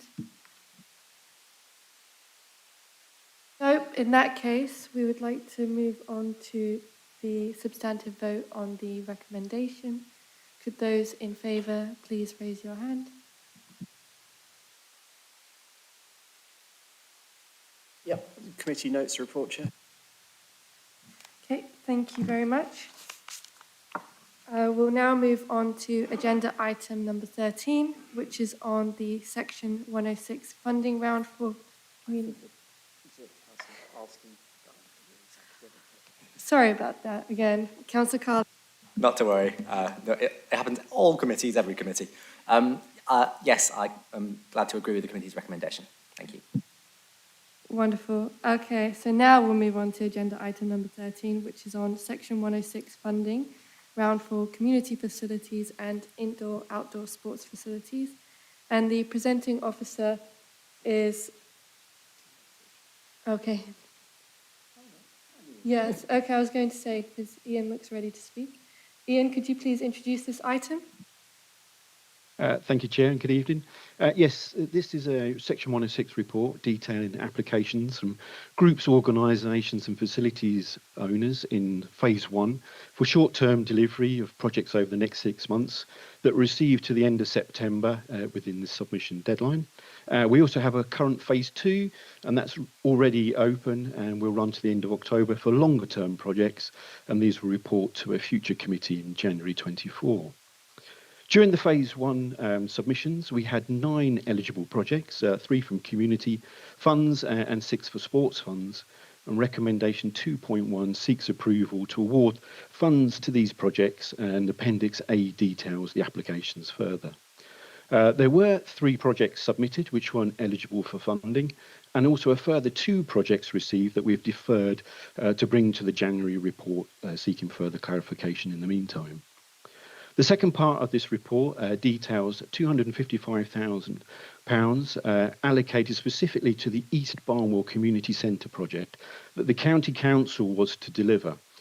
This is now being reworked, and 2.2 recommends a refocusing of these funds to the new community provision in the East Barnwell that the City Council, along with the Cambridge Investment Partnership and the County Council, are working on to deliver new community facilities within the project. And again, Appendix C details these further. Finally, 2.3 recommendation is asking for delegations to authorise spends of time-limited funds for any remaining generic Section 106 to be that are viable and deliverable projects to be delivered if needed. That's basically a summary of the reports, and myself and my colleague Tim Weatherfield are happy to take any further questions. Thank you, Ian.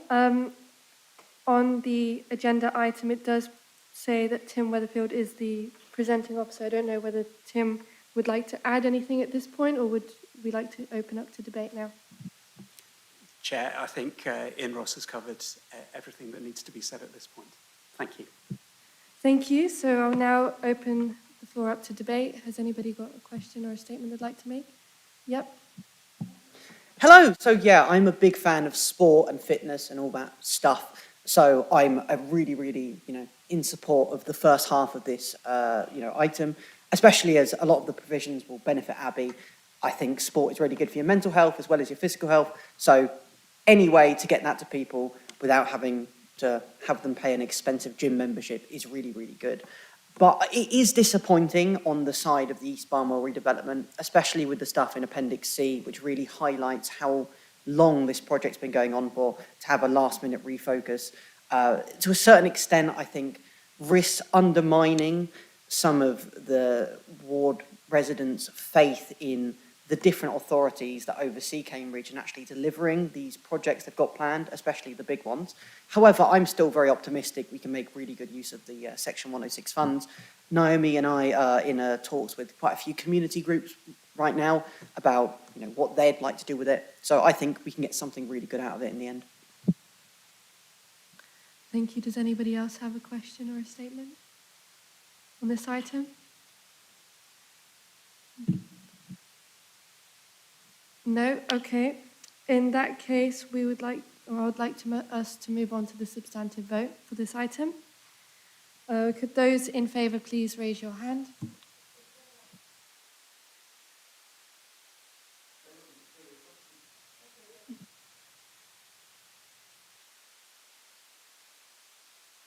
Okay. Would one of the officers like to respond to Councillor Tong? Okay. Tim? Chair, the East Barnwell Community Centre project has changed over the course of the 10 years. It's a different project being undertaken by different organisations from when it was first allocated funding in November 2013. During that time, officers have worked hard to make sure that the funding has been kept alive so that whatever members want to do to take forward that project, we're trying to make that possible. The recommendation 2.3 is just making sure that we're taking a prudent approach. Thank you. Okay, I'm happy for us to move on to the substantive vote now. Could those in favour of the recommendations please raise your hand?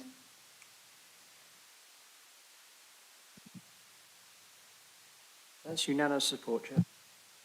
Thank you. And could the executive approve the recommendation? Yeah, happily approved, thanks.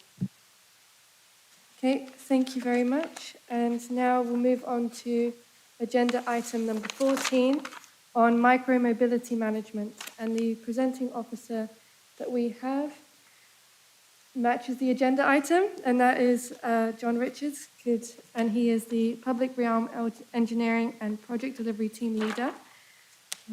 Could he please introduce this agenda item? Thank you, Chair. Good evening, everybody. So this item responds to the motion that was considered by Council at the annual general meeting in May, and it updates on the work that the Council has been involved in along with stakeholders around this particular topic of motorised electric two-wheel vehicles. So I think the first thing to emphasise really is that there has been quite a lot of recognition of what these new forms of micromobility add to personal transport and personal mobility.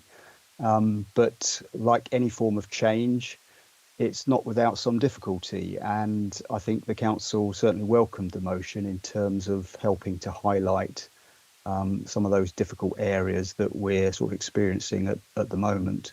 And I think the other thing that I would wish to emphasise is that the council has limited overall responsibility for managing some of these difficulties. We're not the Transport Authority, we're not the Highway Authority, and so our role in trying to facilitate some form of improvement is to work with other partner organisations and stakeholders to try and bring forward collective efforts that can help resolve some of the difficulties that we're experiencing at the current time. A couple of updates to the report just to make committee aware of.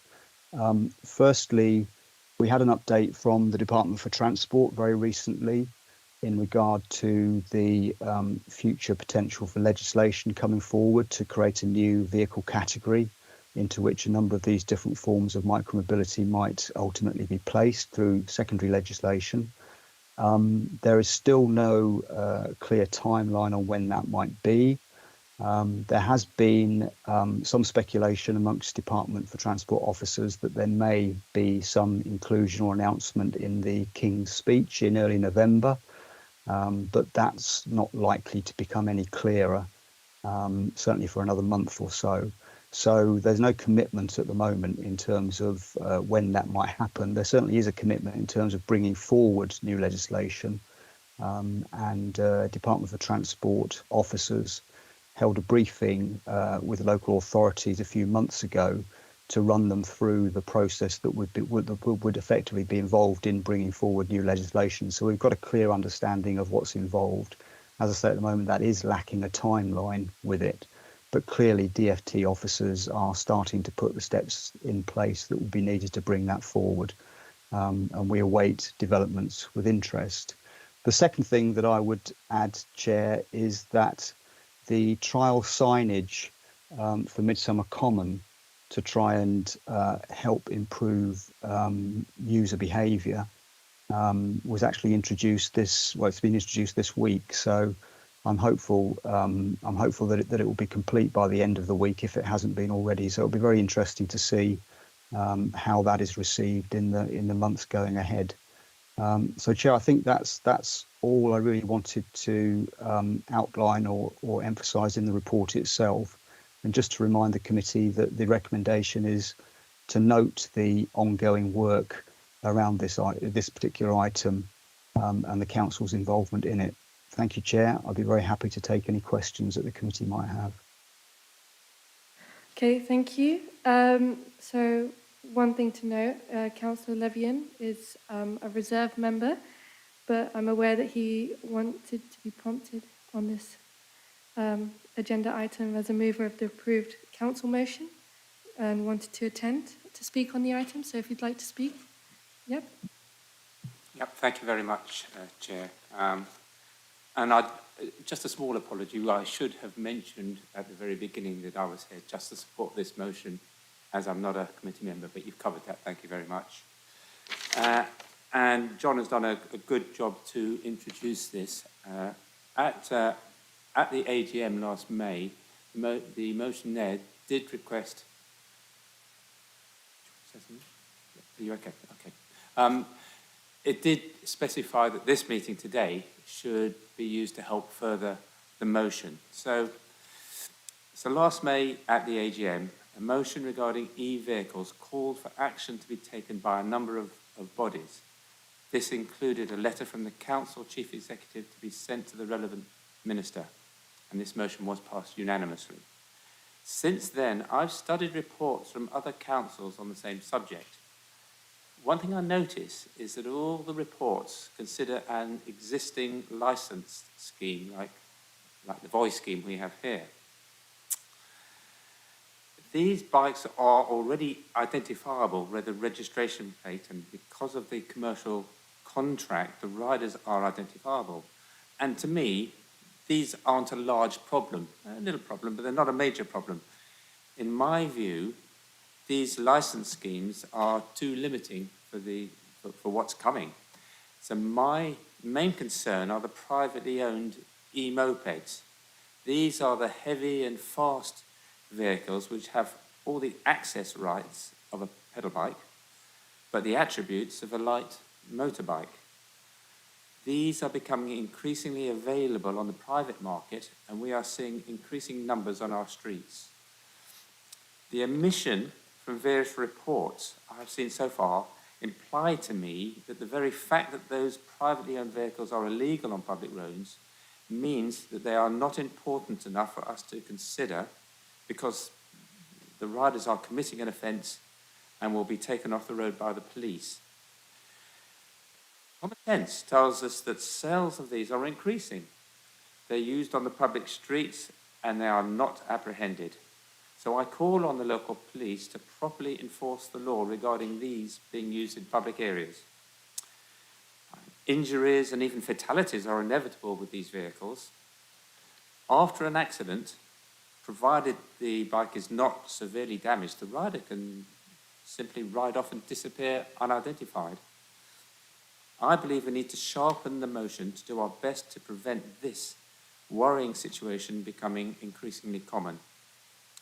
In conclusion, I believe that a new category of vehicle needs to be defined, which John actually mentioned. I would define it. I would define this new category of vehicle as electrically powered two-wheeled vehicles which are capable of 15 miles per hour or greater without rider input, without being pedalled, on the level, no wind obviously.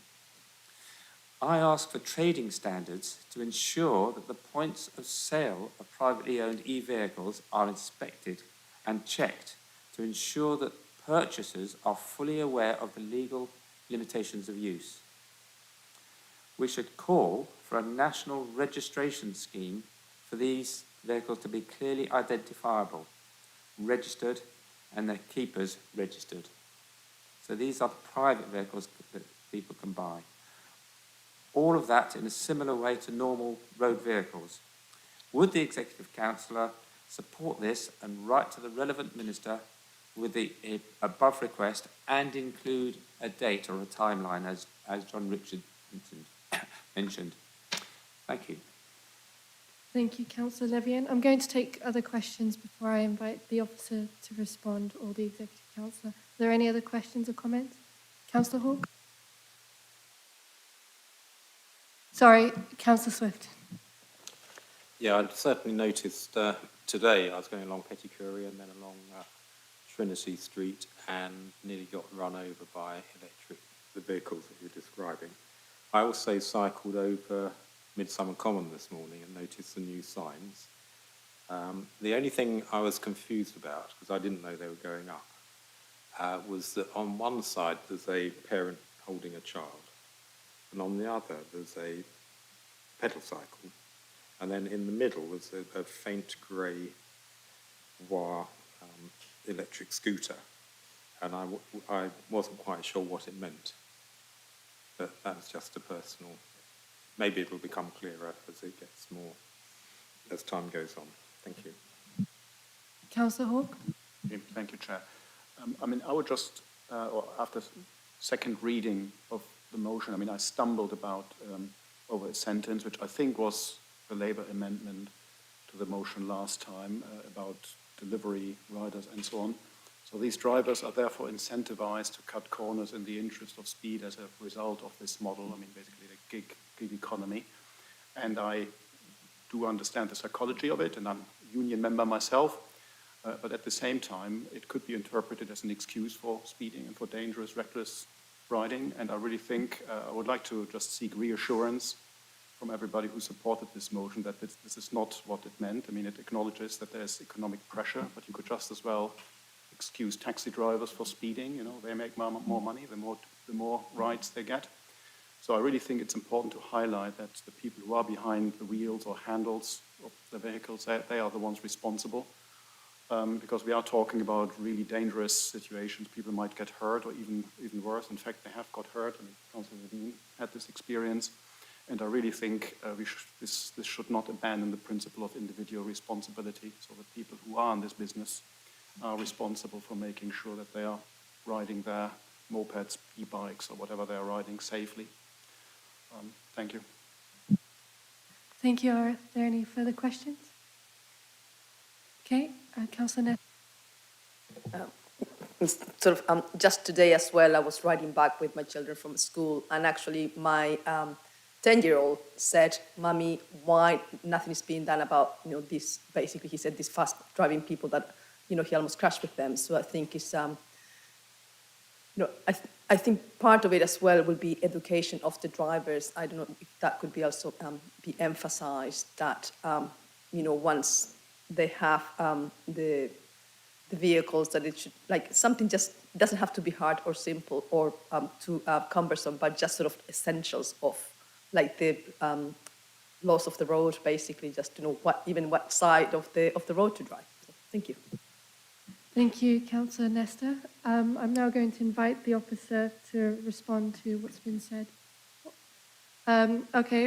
Sorry, the executive would like to respond first, if that's okay, John, and then I'll move on to you. Okay, Councillor Gildersdale. Thanks. Sorry, I thought I'd just cover a few things and then I can pass back to John, who has obviously done a really good job at introducing the report. I think, so the reason, thanks for coming, David, and thanks for bringing this obviously to full council. The reason why the chief executive letter is not in the papers today is because we wanted to follow up on the discussion in the meeting today so that we could feed that into the chief executive letter, so it is ready to go. So I think the comments that you've made are very valid and very welcome, and we can add them into that if you'd like to send them over. As John said, we obviously do have limited powers, and I think there is some detail in there showing that out of the conversations that we've had across the different authorities, there has been interventions by the police, and now there is going to be an information campaign. And obviously, you know, this is stuff that we can support on, and we're very happy to support on, but our powers are limited. So it's important for us all to be kind of joined up in the narrative that we're giving as a council.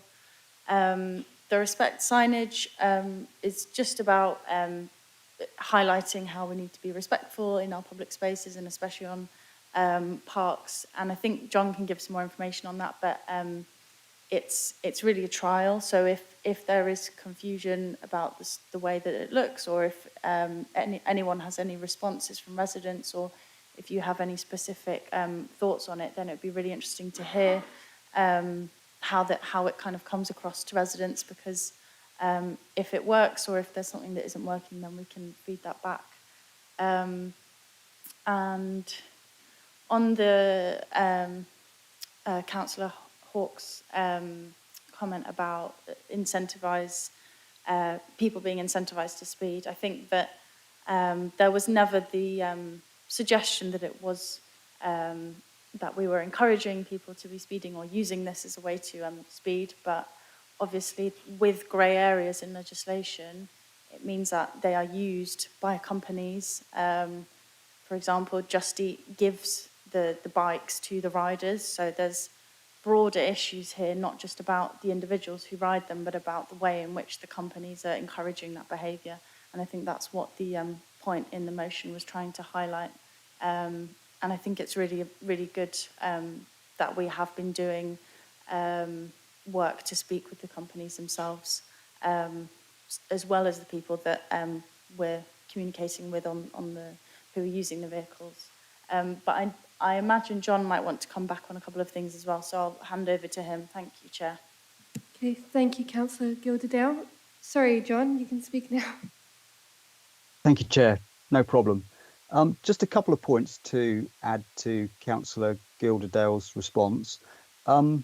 Having seen the presentation from Department for Transport officers in sort of late spring, early summer, we were quite hopeful that there might be an announcement on bringing forward legislation over the summer period, and that's really why the letter from the Council's Chief Executive to the Government Minister hasn't yet gone. In some ways, I guess that's a bonus now, given that there is a desire to add further information into the letter. We can, of course, consider that. Just to feed back on David Levin's points about engagement, and I would just reference that in the report it does mention the work that Council is doing with county colleagues in the road safety team and also in the trading standards team, who are involved around the Vision Zero partnership and work with the police. So we can certainly pick up those particular points in our ongoing engagement with those bodies. In terms of the trial signage for Midsummer Common, Very interesting observation from Councillor Swift. I accept the point that's being made, and unfortunately, the signs that have been manufactured and installed, the colour contrast between the different logos on the sign doesn't appear quite as bright as the design work indicated it might look. So that's something that we're just looking at in further detail.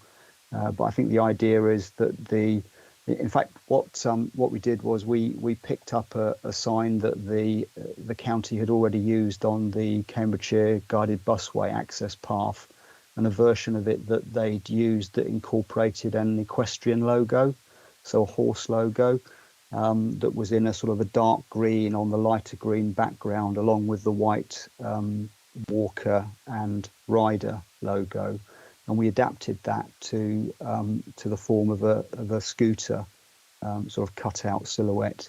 But we used the same colour convention as on the previous sides, and it doesn't appear as bright as I might have hoped it might be. So we'll be monitoring that, I think, with interest going forward to see how it sort of wears over time and whether that contrast does actually improve over time or not. But that's certainly very, very useful feedback to have, and we'd very much welcome any further feedback as the trial progresses. So thank you, Chair. That's all I have to add. Thank you. Thank you, John. Are there any other comments or questions on this agenda item? Yes, Councillor Levy. Yeah, thank you very much. And very briefly, because we've got pizzas to go to, I think. First of all, thank you to John for what he's done and all the work that he's done, and also thank you to Councillor Gilderdale. It's clearly a masterstroke that the letter hasn't been sent, and I've actually had communication with our CEO today, and we'll send that to him. I'll send it to you as well if you wish. And just lastly, Councillor Swift, I haven't actually seen these signs yet. I must go and have a look. And so I couldn't actually comment. They only went up yesterday because it's brand new. So I'm excused. Yeah, I'll go and have a look at those as soon as I can in daylight. Thank you very much. Thank you. So now we'll move on to the substantive vote on this recommendation. Could those in favour please raise your hand? Unanimous in support. Now could I turn to the executive to accept the recommendation? Thank you. Yeah, I'm happy to accept it, and I'd like to say thank you to all the officers for their work on this.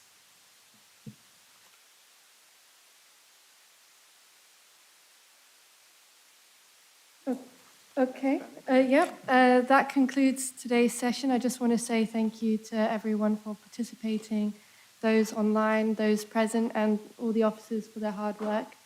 And have a lovely evening, everybody. Thank you.